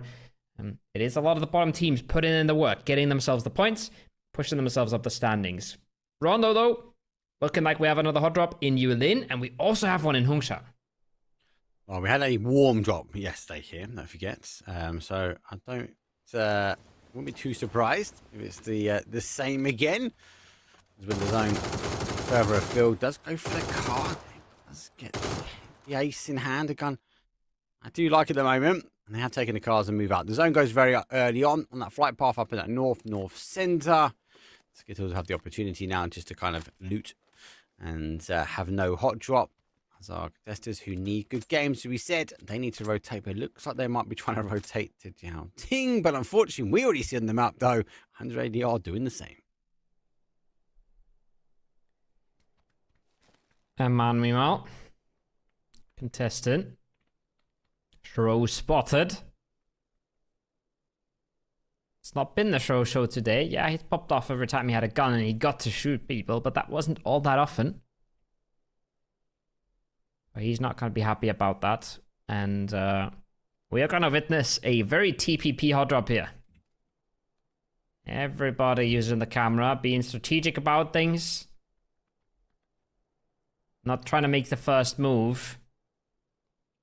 You know how this game is played. There is a chance here to get that, to get the bait out there.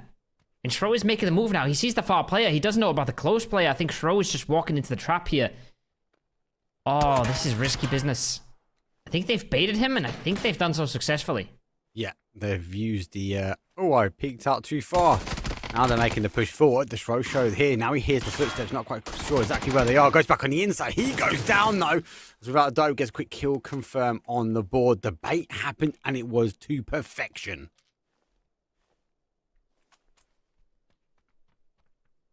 Well played. And that's one of those things, right? It's very easy to sit here and say, well, you know, it's all about the camera. No, it's a good little bait and switch there, showing the player far away. Throw things, okay, that's the player that I saw close, right? That's the same guy, and he instantly gets punished for that. Instantly gets punished for overstepping as a solo. And that's going to put M-Man on the back foot. Circle has gone north. Win or die, early claiming their center again. Bushido trying to do the same thing, but they do get scared away by the solo. That being said, they could reconsolidate here and they could breach this. If you're watching that map on the left side, Bushido have 3 players in cars. They hear Gedrock shooting. They can breach that if they want to, but the confidence is not quite there for that squad. It feels hard to blame them after the games they've had. Yeah, it, again, just baffles me. CS now, I think it's part that they might still be trying to understand how the TPP game unfolds compared to the FPP.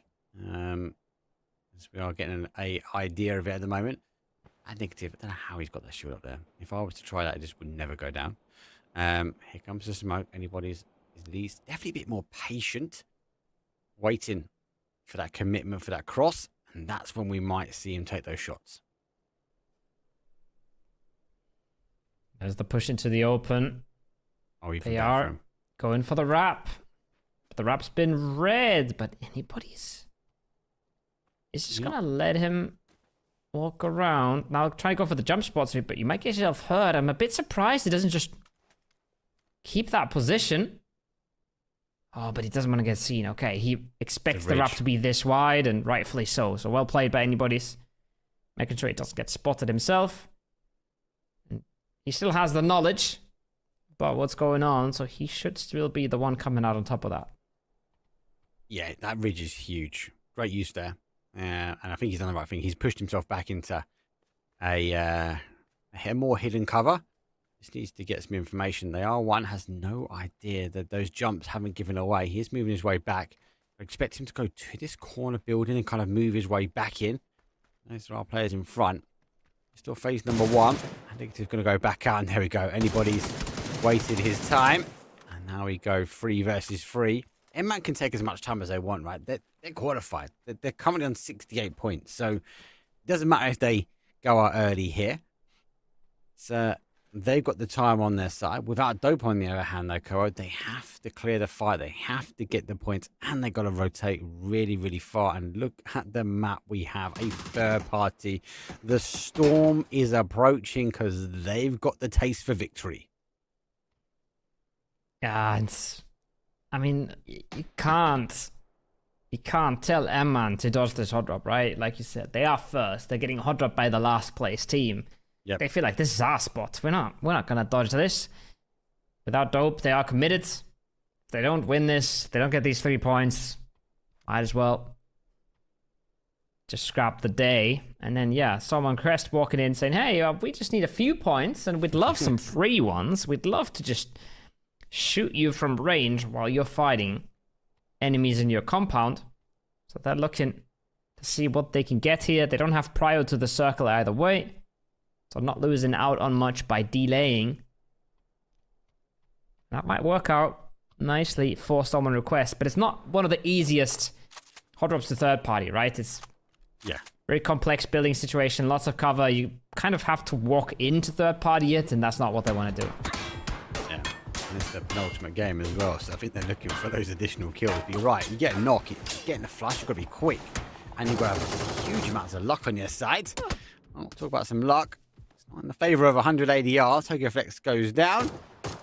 Smurf will take his time and get the tap flush. And that's a point on the board there for Anchor Team. Again, eager to get points underneath their team name at the moment. They are moving back, looking to try and gain anything they can, but they go straight into a sea of bullets. ADR is one of these teams that was looking really good in the past, and they just haven't gotten anything going this tournament, right? Yeah. We're really surprised by how lackluster it's been. Now with Buki's in the open, he's got to get the hell out of there as well. Takes the damage, doesn't deal it. Has to get away, has to hope that he stays alive somehow. They're still in reach if they play a banger game in the next 2 here. Or 2 really good ones, but not looking super hot at the moment. Morfetichka has vehicle troubles. That Dacia is very, very parked there. And I'm looking at this hot drop. I'm looking at this minimap. I see Kaidel lined up and ready, waiting for man to drive out of the garage. That's not going to be pretty. Surely he has the angle. Surely he puts them down. 1-2, thank you. The Orc Spray comes out. It does not connect in time. He doesn't even do a whole lot more damage than he takes. Kaidel, disaster for him. And barely staying alive as M-Man. What happened there? What happened? It was pitch perfect. And came out, and the fact they've done more damage on the fire back on the rotation out, that was huge. Storm on request. Well, they need to ensure they get out the blue zone now and rotate their way in without Dope hearing the car leave. They've heard the third party. They can hear the cars working their way around now. Might be a cue for them now to leave. As of ensured destruction. Very, very different note in this mode when it comes down to teams dropping in the same locations. I'm liking the third party. I'm liking the big brain plays as well, because you can't just full send, especially in a location like that. Yeah, I like it. I like the attempt, especially from Storm on request. The outcome is not what they would have wanted, but that is the way it goes sometimes. Sometimes things just don't go according to plan, and you have to adapt. That's the nature of PUBG. That's the soul of PUBG, adapting to new circumstances, and everybody in this circle and outside of the circle will be adapting to a new shift in a few seconds. There we go. Phase 2 comes in. Still plenty of the river in play as well. And everybody in the circle wondering, why do we have so much space? Where are all these teams? Knowing very little about the fact that 3 teams are stuck in Hongshang right now. Yeah, it's going to be difficult. Zone shifting back. And obviously the team is trying to scout information. It's going to be key to find the location they really want. Free side, a couple of shots will go back towards Anchor as they do turn their way around. But with only phase number 2 underway, we've still got a lot of opportunity for these teams to get in. A lot of opportunities now for these teams to anchor down. And free side, they start this event off really well. They've arguably held on to that sort of top side of leaderboard for some time and been unable to sort of shift it. And Na'Vi, well, they get GK in the line of sight.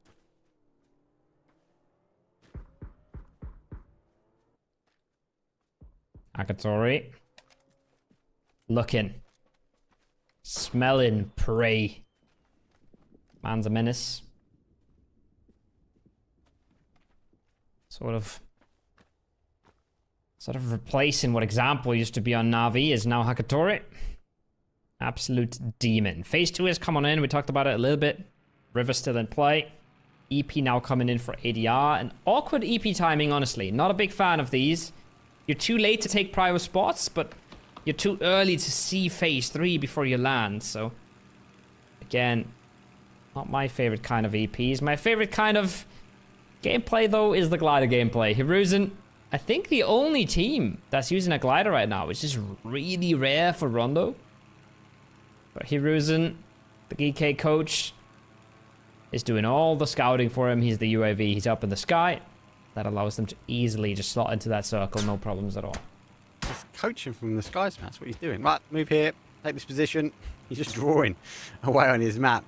But you're right. Yeah, it's quite surprising that we've only got the one aerial UAV. I think that's a bit telling when it comes down to the experience. Obviously, a lot of the experienced teams going through last week. No, a lot of.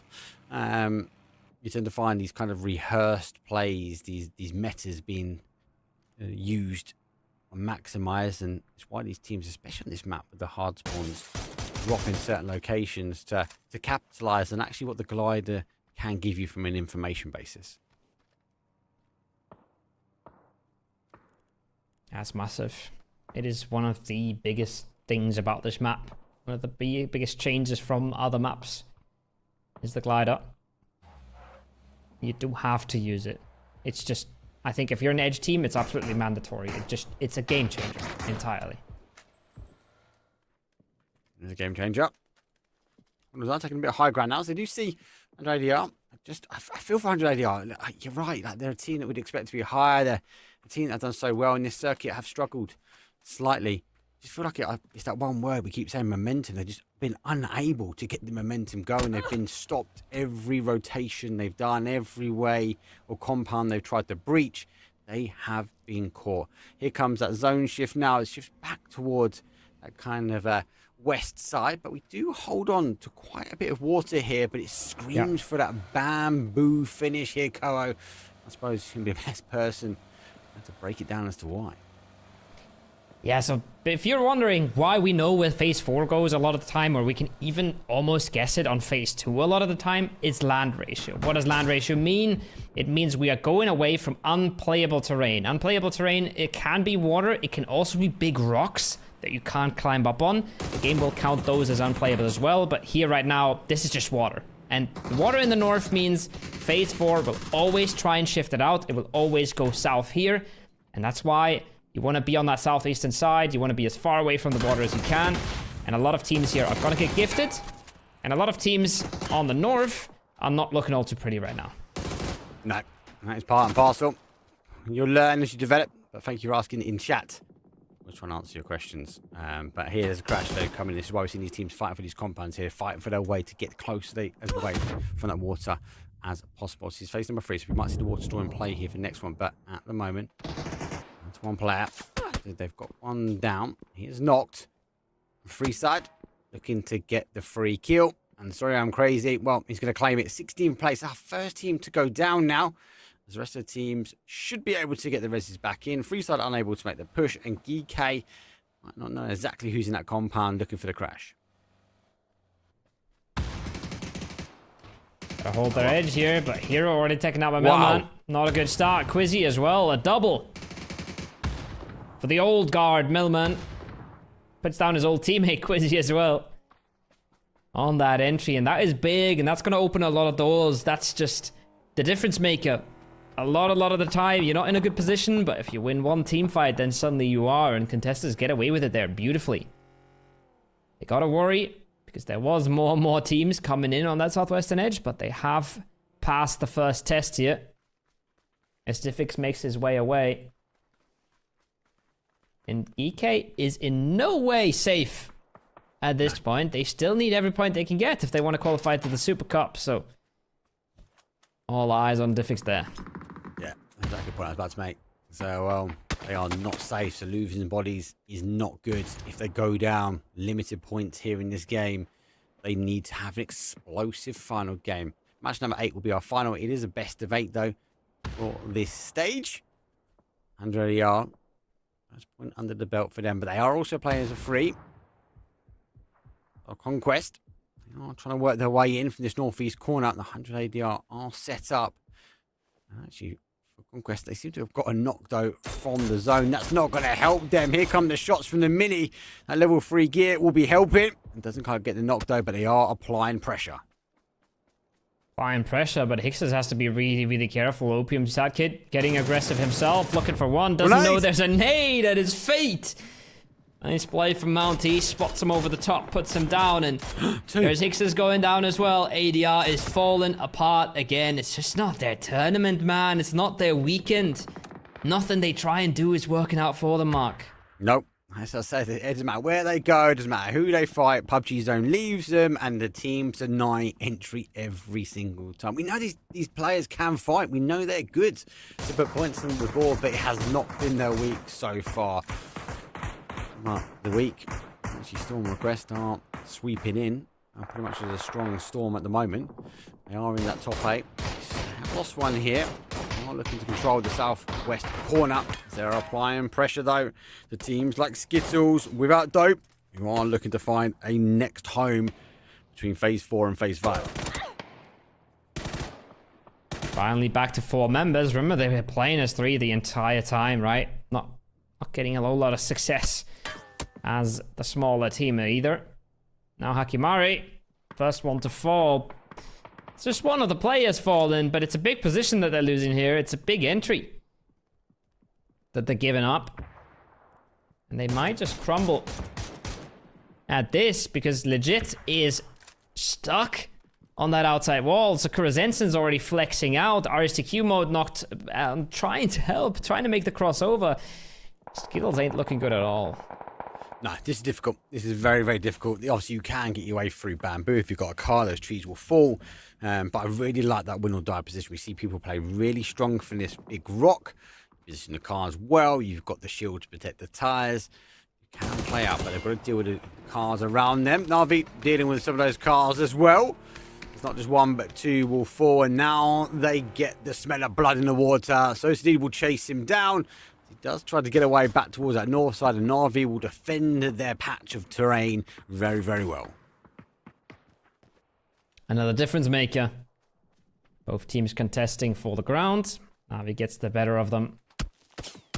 Now, even get a knock towards the Kurazensen. Bit of pressure there. Hakatori's got to get around the rock to try and live. Bushido is peppering from afar, but he still has a car to make his escape should he ever want to. The question is, where does Navi play next zone, right? Where do they go from here?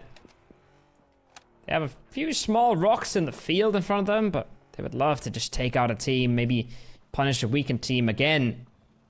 Every team in the lobby knows when you start the game as a 3-man, right? Everybody in the team in the lobby knows you are already down numbers. So that knock towards the Krasensen might have been a big deal for Na'Vi. 2 mortars. 2 mortars here from Storm. They are raining lightning down on Win or Die. Now they get the opportunity, if they want to push that location. Win or Die should be able to get those reses back on pretty quick at the moment, though. But there is an opportunity. It has been zeroed in. And Storm, well, if they want to try and take advantage, they could do. Looks like they've just done enough. But look at this. Who is taking advantage here? Na'Vi swings in. They put the trees down. Now Win or Die, unable to get all the meds on. They've got to try and take the fight. But Secure Ascension swiping out from Bamboo. It's going to be rough for Na'Vi. That's not easy. And they haven't got the nades over the top to even do any sort of pressure towards Win or Die. I'm wondering if they even know at this point. They must now with Util coming on in. But they are getting peppered from every side of the zone right now. Win or Die, you can see Halamabad. He wanted to get involved there, but instantly falls back from it because he realizes that's a little too much. Storm on request over the top. Sakura Zensen from the south. Bushido from the north. It's not fun to be inside of this circle when you're not in the compound. And there's the push. Oh my god, over the top. That's crazy. How is he not getting shot? He's a mountain goat. It's Hakatori. He's coming in. There's another nade goes over the top. That nade not just good though. Here comes the third party from the Storm, but they get down just in time. Explosive action forces Win or Die toward the arms of Secure Center. Have they got any more mortars to fire in? Jedrox though swings around and gets to Nocto where he can. So Cedar will fall down. But where is Secure Center and continue to push? Bamboo's getting hot. Oh, it's so hard to stay alive for anyone involved. Look at all the angles coming in. Look at all the damage coming in. Sakura Zensen wants to say something about this as well. And they will close things out from their side. That's the only good way to approach this, is coming in from an edge. Because everybody else is just getting blasted. Free side. Double blue zoned here, Mark. Not looking good either. He's definitely not looking good. Got to try and defend, but this is on the outside there. Great move. Another mountain goat from Freeside. Oh, he gets caught though as he tries to get down. Sleep flick with the man with the 180 drop shots though, keeping the team in the action. Now he's going to pop the smoke, trying to get their body back up, keep the numbers as they have to push through. 180 are still making it in, so we're on the placement points for them, and then we're back to the antics that is Bamboo. Such a unique place, right? Just all these little bamboos in the way. But Iroh stays true. Finds one. Big frag to get. Big scalp to take. Puts Skittles down to 1. And Bushido, Mark, finally, they get a game for themselves. They get a compound into the late game. Not pressured. Not questioned. They get to flex out now with, I think, no other 4-man left in the server. They finally leave their compound. If this is not the game they take, then they're not taking any. It's going to be difficult to not be blessed with much more as the zone comes back their way again. They will have to try and hold up. Bamboo holds on the outside edge here. Storm needs to try and work their way in, but didn't capitalize on the mortar fire, so they get caught. Skittles, though, Zloy, the final player for them, get a knock, unable to get the confirm, but time is not on either one of these teams' side. Crazy shift to Bamboo. Crazy shift for Sakura Zensen. He-Man is investigating. He's looking for Na'Vi. They should know that there's still 2 players standing here. Don't want to be taking a 1v2, do you? Everyone that's not Bushido and in Bamboo right now, it's just looking worse for wear. Yeah. It's difficult. We have so many zones ending Bamboo as well. Besides, the compounds are going to be key to take where they can, but it's about timing based. And I do like these zones because it's a bit more tit for tat. You take some shots one way and the team trying to shoot the other way. So it's a bit of a juggle. Where and when do you choose to fight? Skittles have to back away slightly. There's a little bit of a ridge to his left, but that's soon going to get denied as the helmet goes whistling past. As here we come, Storm go for a full send. He's down to 1. The Flame's going to do the damage though. It's going to be Secure Sensing get that one. 180R falling 8th, and then soon straight after we see Skittles there claim 7th. Rondo. Iroh knocked just a little too invested there, a little too deep. Storm on request, take him out. That's bad news for Sakura Zensen. They were hoping to lock that one in. Now losing a member. Gotta be careful. Storm on request, every point counts for them. He-Man is climbing. Same way we saw Hakatori do it earlier. He's going to have a good angle on almost everything that happens in this zone. And if you're looking at that minimap on your bottom right, Storm on request still have a ways to go. They've got to get into the forest here to even make it into zone. Mossboard finally falls. That fight here that we're watching right now, that's not over yet. Yeah. Bamboo's deceiving as well, isn't it? Obviously, you can drive your cars through, the trees don't stay, you're running, you get caught, you can't hide behind the bamboo trees. So there's not much to play. This is very open terrain. There's a few dips, there's a few crests that you can maybe sort of position things like cars behind, but you're only really keeping the tyres alive. Speed Flick will fall down, and I think this is part and parcel. If you're not in already, you're going to find it very, very hard to provide entry. There comes the zone shift, going back towards Bushido. They take the next ridge. They're taking a fight. Hakatori, the mountain goat, activates now. He goes for one. The vest is pretty much gone. Nade to get it. LEB follows up, though, instantly with more util jump in. 5 kills, 2 under the belt for him, but only 2 remain here for Na'Vi. That's just too easy. Life is so easy if you're Hakatori. You're just better than everybody else. Gets himself another 2. One of them gets rezzed. One of them does get flushed. Instantly, Blue Zone's out for more pressure. The Blue Zone also looks good. They must be just barely behind it. Nate's gonna fell a few of the bamboo trees. Gonna take a bit of the visual cover. But Hakatori now finally going out on the other side. Keta helps out. Time for Extends to get the med off. And look at that. A few less trees. And just like that, the game's over. They know there's a knock on Hakatori as well. They would love to activate. But Bushido's already here, so He-Man has to hold his horses. Love this. Bushido looking to claim victory. Flash comes over the top, trying to bait in the shots, though. Unable to try and get that one. 5 kills under the belt for them. 3 remains. 4 versus 2 versus 2. The duos are on either side of the rock, and Bushido need to decide which team they want to take first. Sakura Zensen on the left or Na'Vi on the right. It's big for Katurk, and Na'Vi swinging around, looking for He-Man now, looking to take that 2v1. And they will find it. But He-Man delays as much as he can. Nade comes over the top. Not going to be enough. P90 for Hakatori makes this fight a little bit easier than it maybe could be. The nade's being cooked by Extends. I love the teamwork, but He-Man smells it, knows it. Dips away for a second. Really well played by both these teams.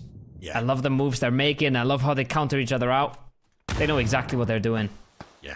And that's so telling. Keta moving out towards Bamboo just to try and stop these guys running around. He putting himself in a position, actually, hold on, guys.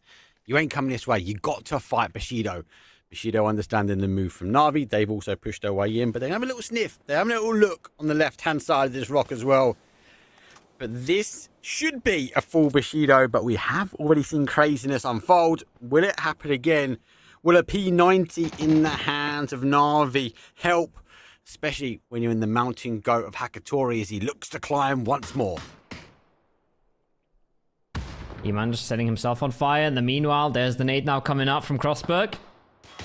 And everybody's trying to climb all 3 sides of the rock. They're trying to get up as much as they can. Get themselves the elevation. Crossberg dispatches of Na'Vi. No problem. Nades are landing. Doesn't even know where Hakatori is there, I think. But the nade's good enough to close the deal. 4v2 now. I don't know, I'm not buying it, Mark, but we've seen it before today. We've seen it once already. But the angles look so impressive for Bushido, but that man's wide in the open. That's a crazy pull-up. Metabay bails him out. Keta. Oh. Looking to be cautious, though.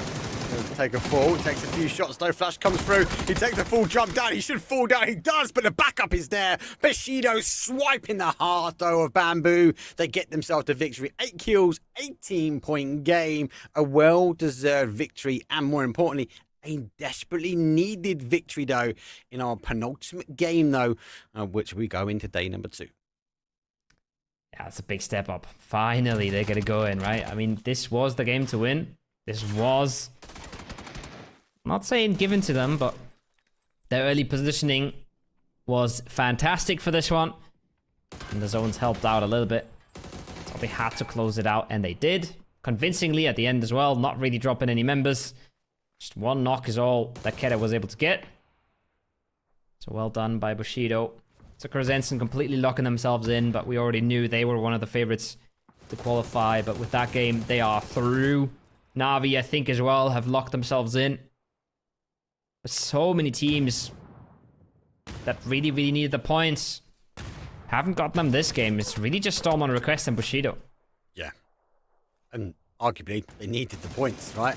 Storm on Request, they put themselves in a position where they're just in 8th. Obviously, Bushido are on the outside of that, so they're a team trying to fight to take it away, though, from Storm on Request. But a good game all in all. I like what we're seeing. It is going to the wire, though, and actually, if we look back on the last week's Koa, we had points at the high 40s and even into the 50s. I don't think it will be the case here, which means every point is going to matter in the final game. Every point is going to matter. It's a low point game again for Man. I think win or die, not getting a whole lot going either, so top teams leaving space for other teams grabbing points. The leaderboard is going to be stacked as heck. But before we go into the last game, we are going to go to a very short break, guys. Don't go anywhere. We'll be back in just a few minutes. More steps toward unifying your Battlegrounds experience. Destructible terrain on Tago. And a new way to hide your vehicles. All this and more as we dive into the Update 35.2 patch report. First up, we're continuing to work toward unifying your Battlegrounds experience. This update adds vending machines, previously a Miramar exclusive, to Erangel and Tago. You can also keep an eye out for medical vending machines that distribute first aid kits, bandages, and med kits. All these machines still have their chance at a jackpot, so test your luck when you run into one. In addition to this, Erangel is also getting Tago's destructible pots. Breaking these has a chance to give boosts, healing items, throwables, and even secret room keys. So embrace your inner Link and smash away.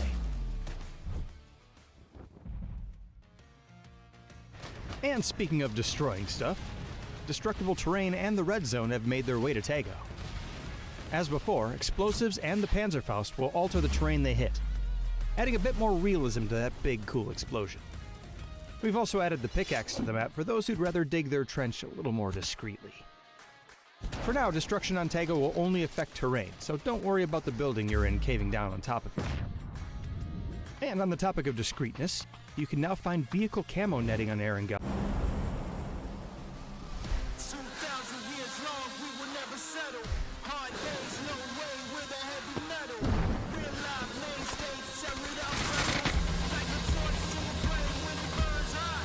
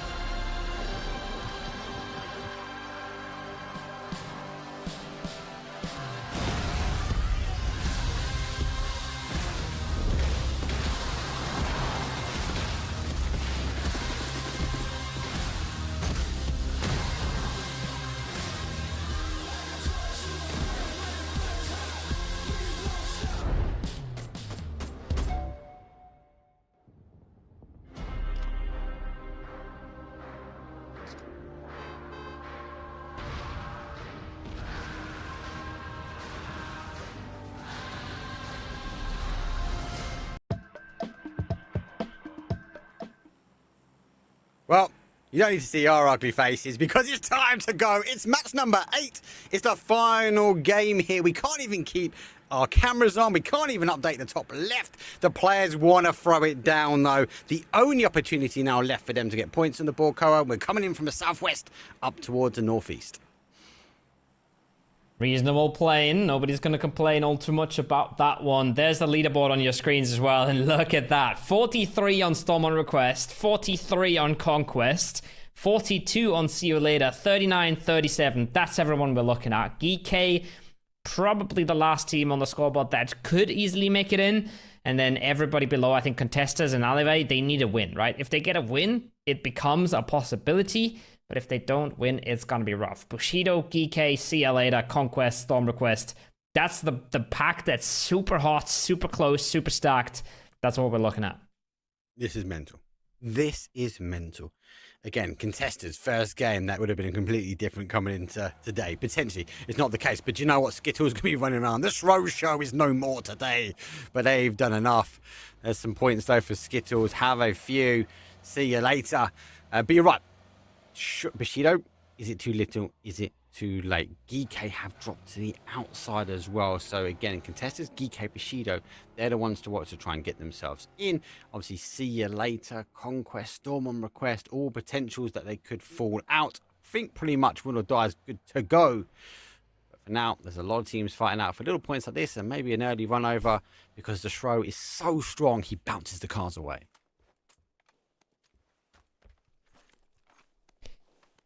Unlucky for Shro. Not his day. He's got a lot of fans in chat. A lot of fans saying that he should be on Na'Vi instead of X10s, but I think he's on 1 kill today in 4 games. He was dominating yesterday. Hasn't been really having a chance to shoot his gun. But that is the way the cookie crumbles. Sometimes you get the game, sometimes you don't. And man, fallen off a little bit today. Win or Die putting themselves in good spots already, but they're in a good spot on the leaderboard. Geekay and Ferry Pier is a team we're looking at. Storm on Request in Novo couldn't be further away from the zone right now. Bushido, another team. They all need to go very, very far. A lot of the teams that desperately need their points, they're so far away from this zone. This is the problem. This is the problem. Yeah, I kind of look at Storm on Request to kind of contesters. That's where it all can change up. Massive zone. As it does go into that northwest corner. Will Die try and scrabble their way towards their normal drop spot. The anchor has already been dropped though in North George. And then it comes down to how do these teams rotate in? Because you're right, the Geekays, where do they go towards the west? They try and find the E-rotate. Do we go for a send for Everest and pray that it comes back towards the south side? Capabilities obviously is going to go more towards the northeast corner. So how and when do you rotate in and what time? I think it's going to be key. And it's telling that, like you said before early on, Koa, we've got secure a center with Keta sending to a compound now, giving the opportunity for the other two to get in. Yeah, classic. Anybody's meanwhile, he is rolling into an absolute disaster of an early game. Hello, my bad is ready with the ace, pops him out, says goodnight. You are not playing this game. M-Man with the first 2 members going down, just like that. Not their day, honestly. Actually, I don't want to say disastrous, but really not their day. When you compare to what they were able to do yesterday, they will be okay. And, I mean, even with a quiet day, I think it's fair to say, they're still easily first. That's how far ahead they were. So they're not going to be all too worried. They should still take away the win, even with 0 points here in the last game. Yeah. M-Man for me is the same though. We saw them do really well in this stage, and when they went to the Masters, they just didn't perform. And I was quite surprised. So they do blow hot and cold a little bit. So interesting to see if they continue. But you're right, they've got enough points, Carl. Do they need to play today? They could be playing for fun. There could be an internal competition. Not sure. They're still playing for the win. They're still playing for the practice as well. So lots of things that they still want to achieve here. Storm on Request. Oh, no. That did not look intentional. That's rough. Not sure what that was. I think it's just one of them forgetting to get on. Maybe getting off again. Maybe the classic prank, you know, where 2 seconds before it takes off, you scream at everyone to get on, and then somebody presses F and gets off. Storm on Request. Nerves are showing. They're right on the cutoff. They need every single point here. And now they're going to play a big portion of this game as 3. Ouch. Yeah, it might have been a bit windy. They took off. I was waiting to see, but it might play into their favour. Might find another E-pick. Might come in late. Could bring the car in. Gain information running through. So I suppose they follow the path in here. Keta, though, taking shots, but gets teased in with a second shot. Though, as we see Moss drive by, he goes down.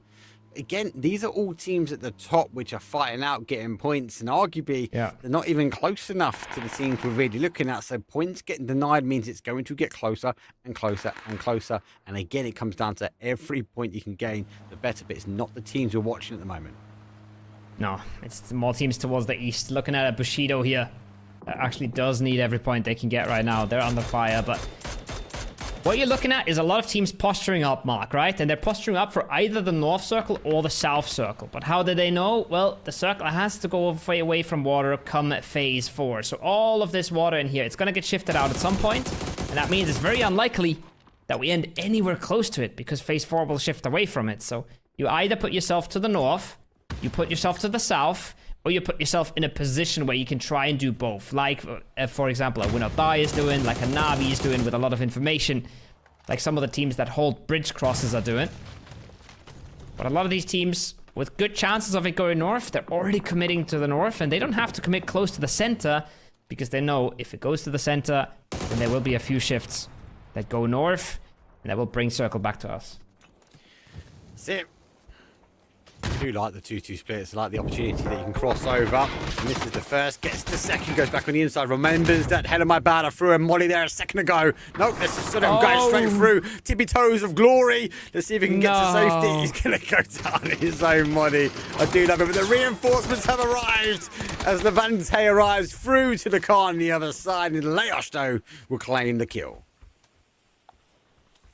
Oh, the discipline there for so long, right? He slows down, walks into the smoke, just sits in the smoke patiently, and then just moves into his own molly a few seconds too early. And yes, it hasn't cost them just yet, but it might still. Anchors are here to greet them, and he actually finds it with the nade. That's huge. That's a big opener. They can now get involved. That's another beautiful one. Levante is happy to stay alive. They're centimeters on that nade. Could have cost him his life, but Hakatori from range with the DMR slows Anchor right back down. That should save the day here for Win or Die. Dude, your lover, sending those loving nades in, and secure ascension for the links. Waiting to stop popping, and he missed the first one, got the second. Smurf, well, he heard something and he second guessed it, and well, Hitman's got an SKS and a Lynx. That's an interesting combo to go into the final game with, but I suppose they're qualified. That's crazy. I mean, in a lot of situations, you do like to have the DMR, but arguably the Lynx can work close range, but he's just having a bit of fun with it. GK, meanwhile, they're having a bit of fun with it, but it's very serious fun. Because they're not only getting a kill here, they're not only holding down the bridge, they're also taking one out from See You Later, a team that's literally right in front of them at the scoreboard, right? So massive impact on that frag. Important point for GK to claim, and now they will start making their moves. See You Later. You see them now shifting back to the eastern bridge. They know this is not worth it anymore for them. And look at Storm on request. GT210. Just all the way to the south. Deep in the blue. The rest of the team's at Zaki. They could literally not be further away from each other. I think they had an argument. Or they lied to him. It's like, yeah, there's an e-pickup back in the warehouse. Go get it. GT's obviously have to now follow in on the vehicle. Actually now stops at the bridge. Maybe he's got a sixth sense that he's got a team pushing his way. Hopefully he doesn't get caught out. Otherwise they will be playing this one definitely as a free. Contesters, well, they go for the E-pickup. Well timed on their side. The shift goes to Zaki. Oh my days. I had a Zaki for a while. I don't think it will end well on Zaki. There's too much water north and south of it. But I can only pray that Storm on request, taking that E-rotate, leaving their boy behind, get blessed with a lot of zone and a lot of area. They need to consolidate quickly. They need to make a decision because teams are descending their way. So many teams on a full send now. Bushido as well, looking to breach that warehouse compound is big news. ADR coming in right behind. A few EPs on the way as well. That northern side of the circle is going to be heating up. It's Storm on request actually getting full breached by Bushido here. So that's something we should definitely keep an eye on. Those are two teams right on the cutoff. Two teams that matter a lot. So who gets into the Super Cup next week? Bushido is clearing. Bushido is sweeping.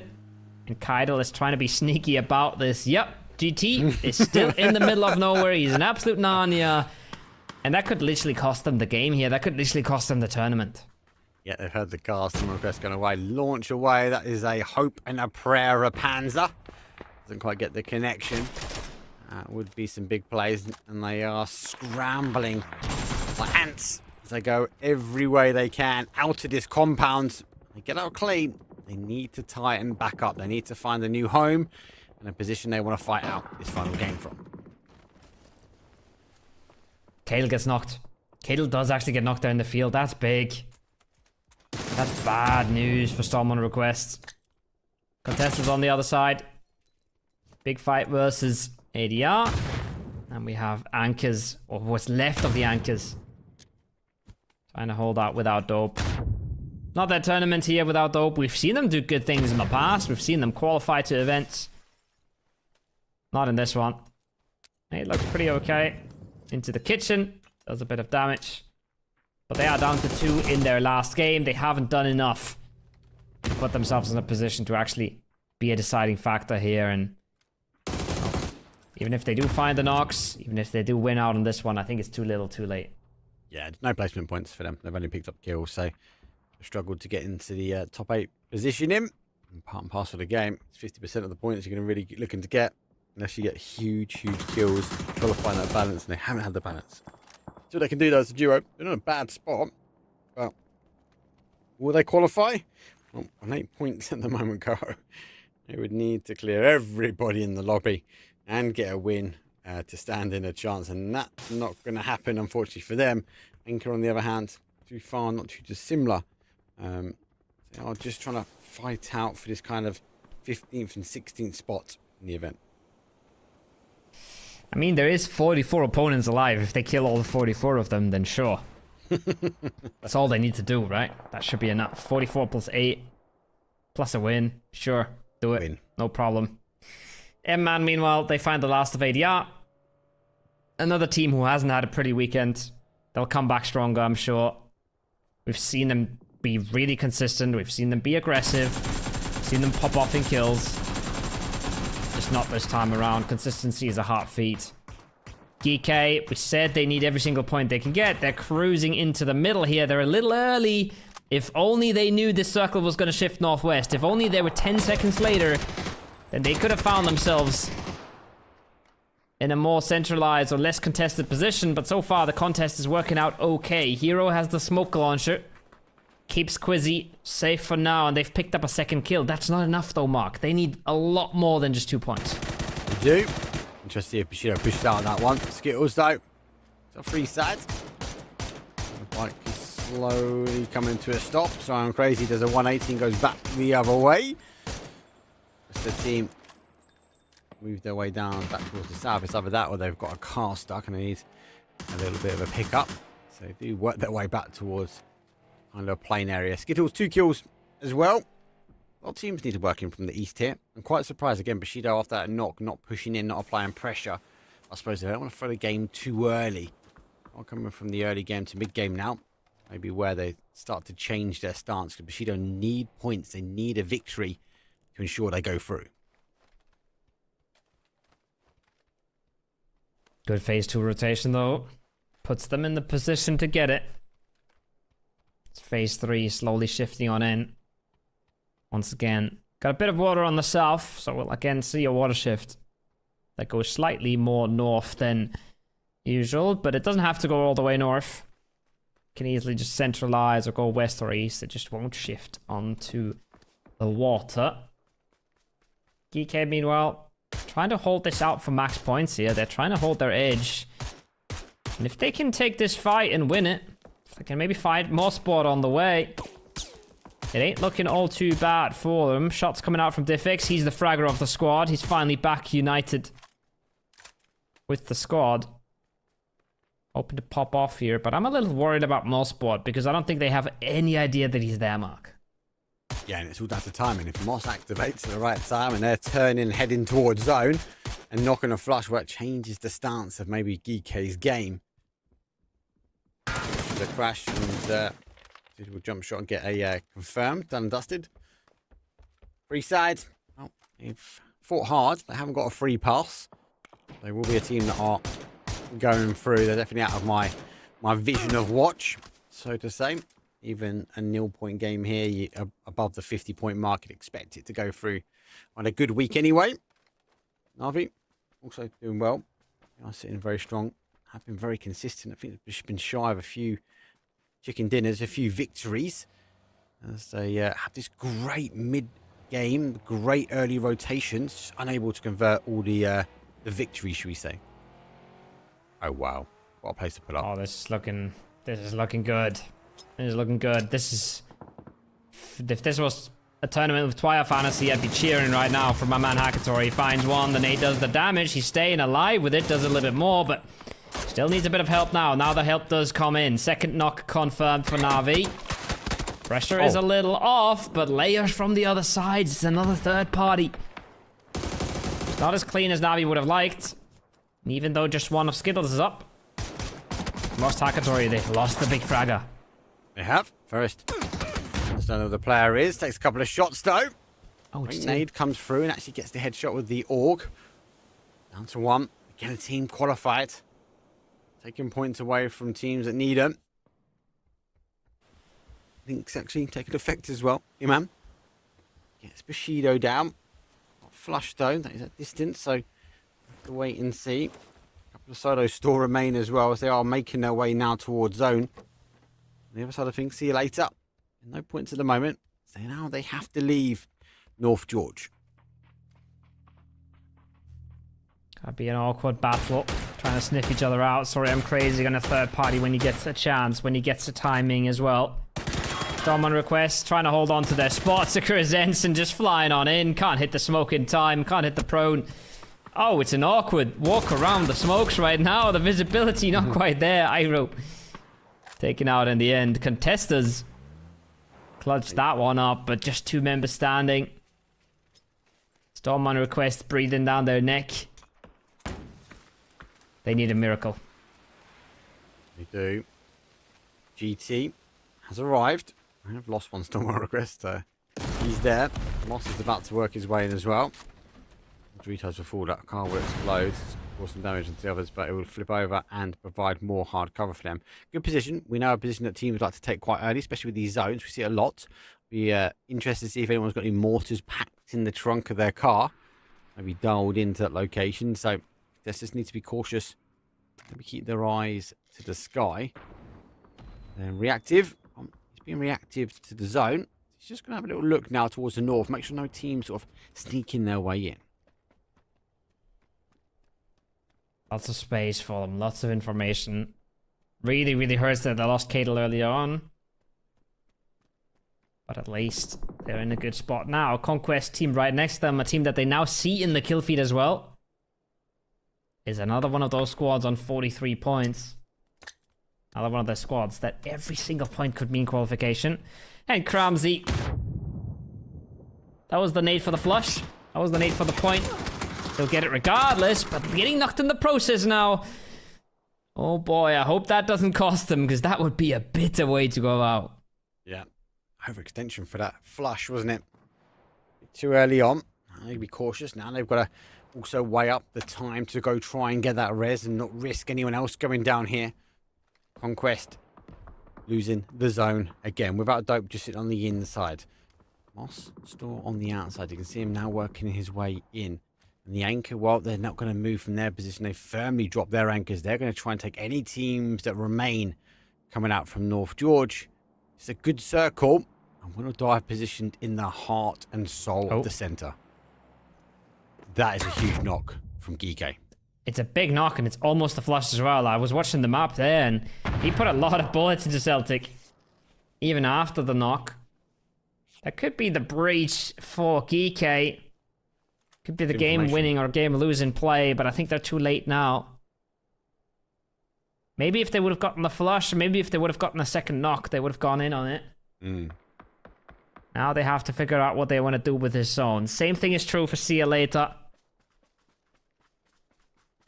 Just sneaking their way on through. Conquest have to work their way out of the town, but as soon as they step out, they're going to be under fire. Storm on request on the hill. It's going to have a lot of sidelines.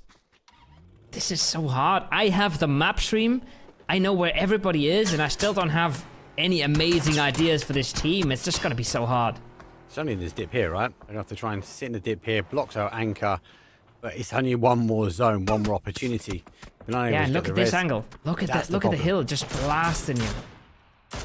You need to get smokes. They're going to spend so much utility trying to stay alive here. But it's the only play. It's the only play they've got. You go into the center of the zone, it'd be hard to keep the momentum on the cars. You're going to lose the traction and potentially flip the car. Everyone then looks to you. So it's just a little bit at a time. Conquest though, you get a knock onto anchor. That will relieve some pressure to a degree. Not enough. So we do see teams now moving their way in. 2 frags already, looking to make that 3. Looking to make that 4, 5, whatever keeps them in. Any point counts. Staying alive for now. Hill has been evacuated. Oh, and that's a big one that slips away. See you later, out in 11th. That's without dope. Oh, he doesn't catch him. Oh, he's losing that kill to the blue zone, isn't he? I don't know. Oh, the jammer pack. He's got the molly. The jammer pack. This molly might have done enough. No, it goes on the other side. Now he's going to start ticking away at the blue. Oh my God, he shoots through the car. They do claim it in the end, but that there is a punishing time to receive a knock, and the anchor, lift the anchor and start making a push. Looking for it, but not daring to. Gets the damage in, but that's it. That's all she wrote for Bed Boys. 3 frags for Conquest right now, surely pushing themselves ahead of See Ya Later. But again, there's so many teams still out for this, still out for blood. Bushido was in it, Geek's in it, they're hunting them.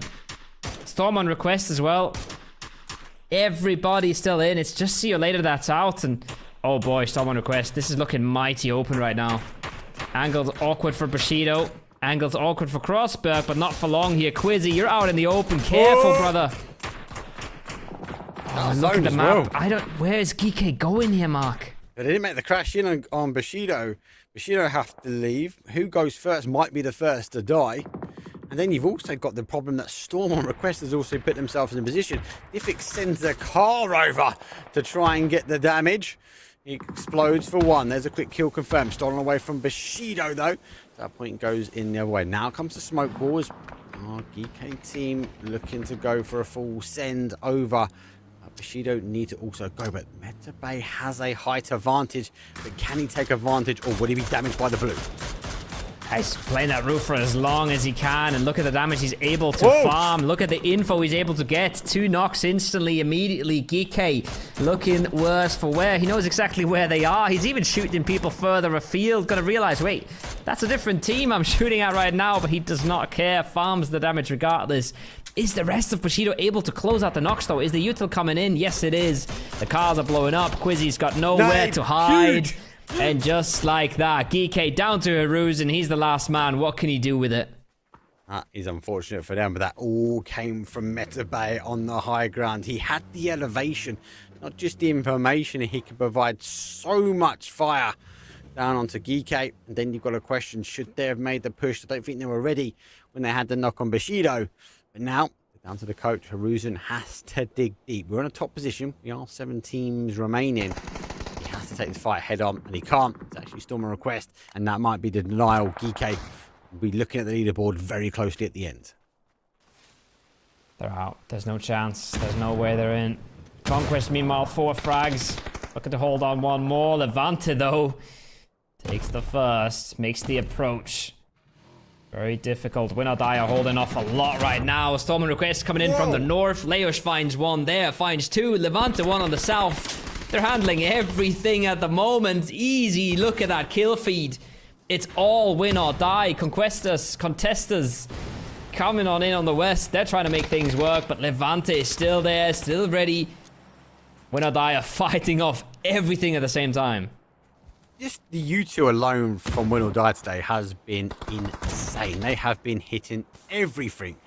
Contesters, well, look towards the north, trying to stop the push coming in because they want the kills. They know they've got danger, though, with Win or Die sitting on the other ridgeline, as they will play peekaboo over the top. The smokes, well, will provide an element of cover. We know they'll try and do the bunny hops as they try and look around the outside. Lynx, well, it's got 2 more shots to see if they can have an impact.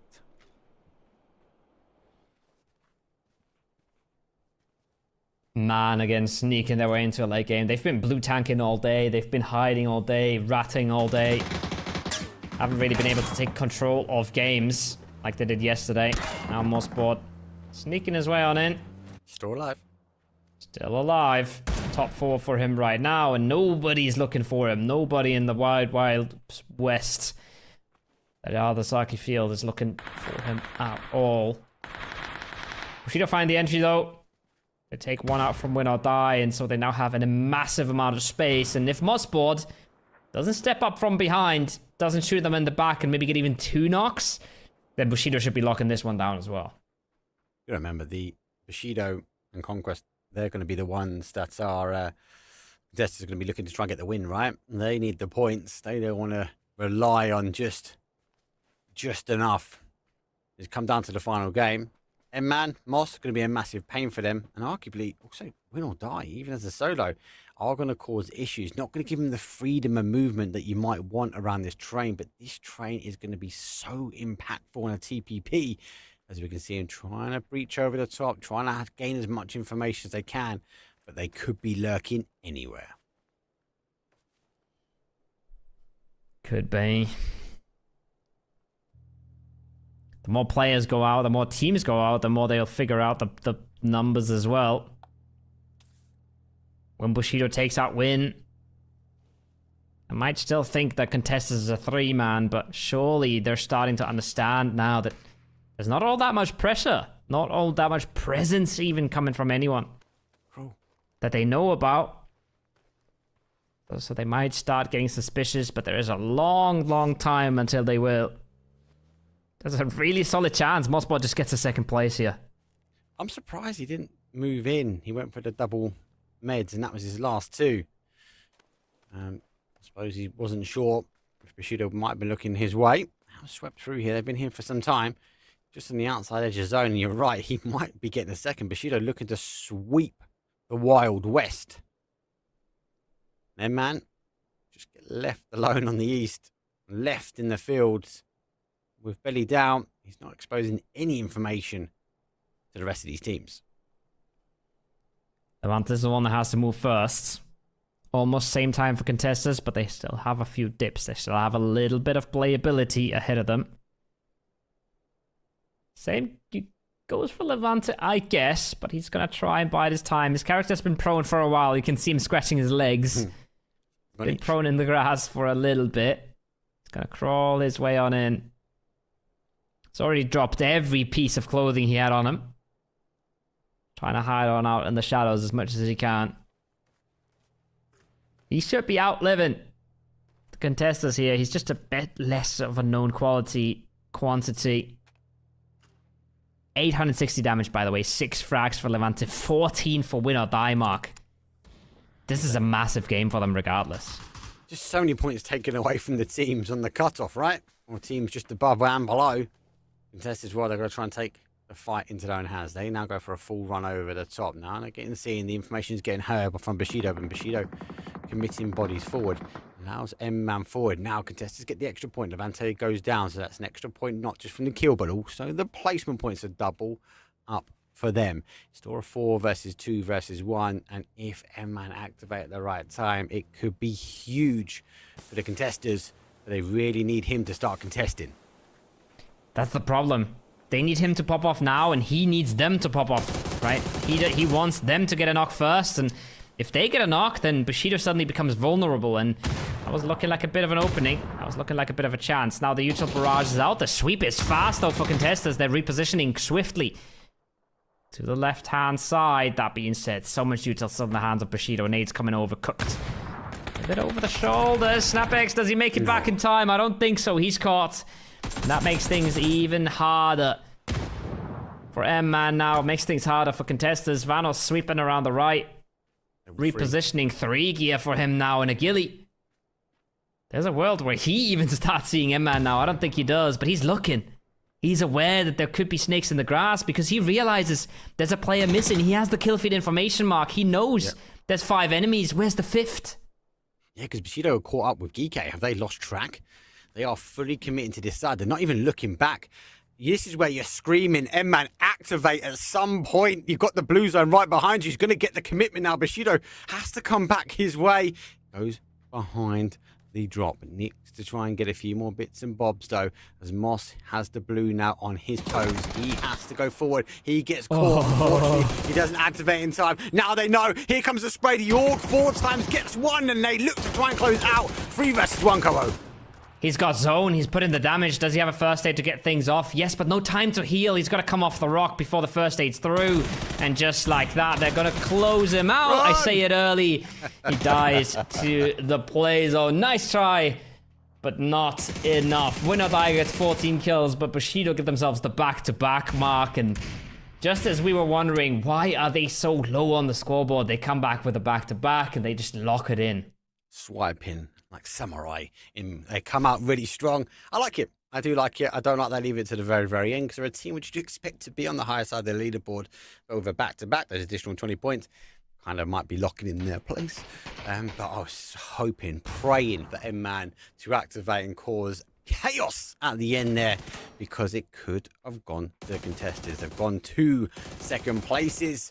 And for them, those additional points might mean the difference to them qualifying or not. For sure, for sure. Contestants not looking good. Not looking good for them. That's how my maths are good enough for that, but we'll have to wait and see. Who's the team getting replaced? That's the bigger question, right? Conquest, maybe. Making it into the fields enough for them. Had some good games today. They're looking solid.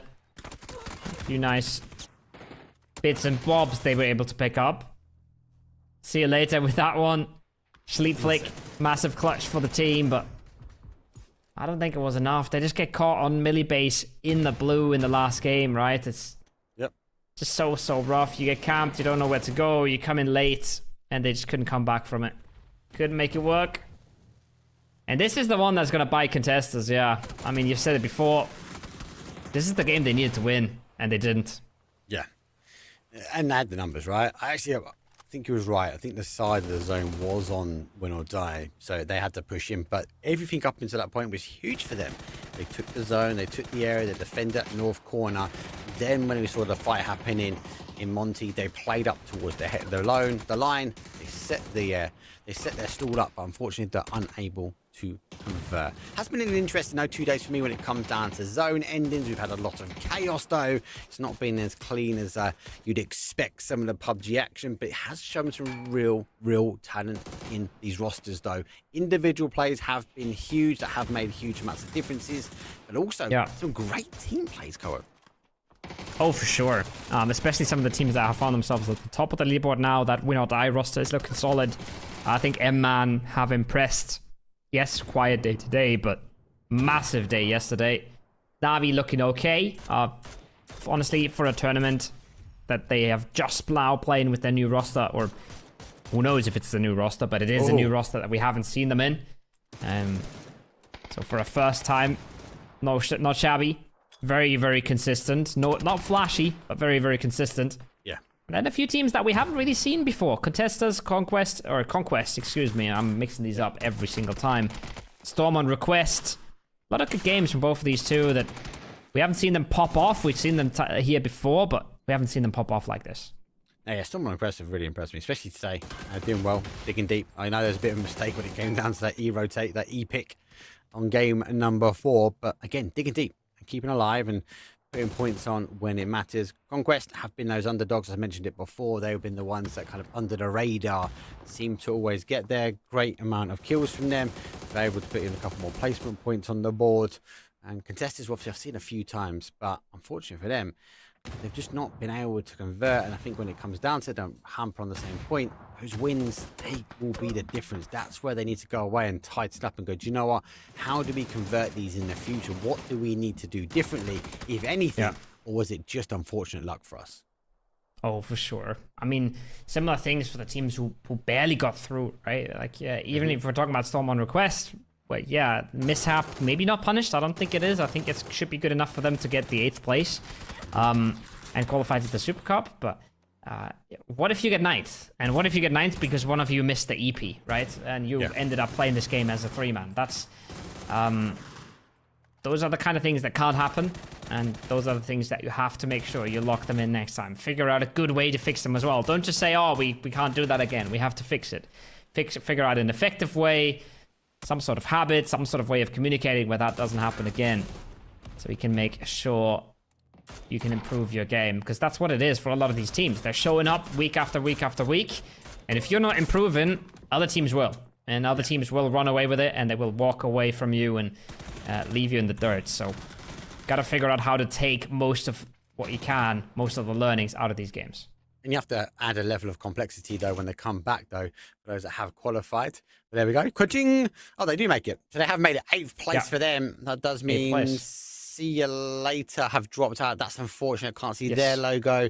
GK didn't make it. Congress didn't make it. And they were kind of the ones that they go, thank you very much, production. Yeah, so see you later. 42 points versus 46. That is huge. But you're right.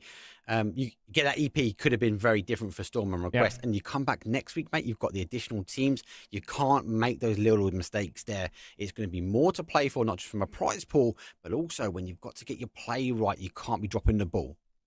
Absolutely. And that's what I'm saying, right? See you later, GK. Conquest contesters, nobody played a good enough game to actually punish Storm on Request for that mistake, but it is still a mistake that you want to be fixing. And everybody that's on this leaderboard, I think everybody that's played these games has a lot of things they want to fix. Even an M-Man, right? 82 points across 8 games is massive. Yep. But when you consider how many times they were losing players early today, they basically didn't play 3 of the games today. They're going to be looking at this and going, okay, like, it's not flawless. It's not squeaky clean. We want to step it up. But a win for M-Man, get themselves the majority of the prize pool. And those are the 16 teams we're going to be seeing next week in the Super Cup. The bottom row is who qualified today. The top row is who qualified last week. A lot of big names are in there, but I always love to see some new faces as well. Yep, there's new faces, new names coming through, but we are going to be fighting against those big names on the leaderboard. But it's not the same for not best of 8, unfortunately, but that's because we've got more money on the prize as well. So obviously these guys have qualified their way through, and as you said before, it's great to see some of these teams that have come through the qualifiers. They're not just invited teams that have now made it in this step and now beyond. They're going to be moving forward. Last little points for me, really. Obviously, Na'Vi looking strong. I'm quite surprised, actually, about their placement points. They've only the actual placements. Yeah, 19 placement points in total compared to 45 kills. So definitely that mid-pack, that early game's really, really strong with them with Extends. I think they need to tighten up themselves again because they'll be fighting against the Foots, the Ascends when they come back next week. So they can work on converting those to wins. Na'Vi, I think, going to be a real strong contender when they come back. That's the thing as well, right? That's looking solid for Na'Vi, but I think you make a good point. They don't make it into late game enough, and they don't win the late games right now. That's something that's really uncharacteristic for Na'Vi, because they were always a team. When they get themselves in a good spot, they are cleaning it out. They are clean with it, and so far they haven't been. Just a few too many mistakes, a few mishaps, and not enough to close out the game. So they will have to do better, especially when the lobby is going to get so much more stacked for the Super Cup, right? Cutting out the bottom half and then joining the top 2 halves of these last 2 player cups means a massive difference in skill in the lobby across the average team. So they will have to clean up some of these mistakes for sure. Yep, some mistakes not coming from these 2 teams. Even arguably, I know M-Man have not had the best day, but they kind of secured themselves coming in. 82 points in total. Win or die, they were the ones that are storming ahead today, which is really, really good. But we have to wait and see. I quite like it. I think Win or Die have always been a team that's been close to one that I follow and enjoy. Again, but a team which we've seen do pretty well. We know they can get some reps in, but when actually pressure gets applied to that team, they sometimes fold. So this is another step in the journey, another step in the path. Let's see what they can do when they come back. Well, obviously, and see if they get the points on the board to make sure they capitalize on that prize pool. They are for sure one of the favorites as well coming into the next week, right? There's a lot of big names, but I think a lot of these unsigned CIS rosters like a Win or Die, like an M-Man, they are absolute forces to be reckoned with. Slam G comes to mind as well from last week. But we're not going to make you listen to us yap any longer. We have a Super Cup coming up next week. So next Friday, teams are going to be playing for $5,000. It's the top 8 from today, and it's the top 8 from last weekend. So we're going to see you guys there. And until then, play more PUBG.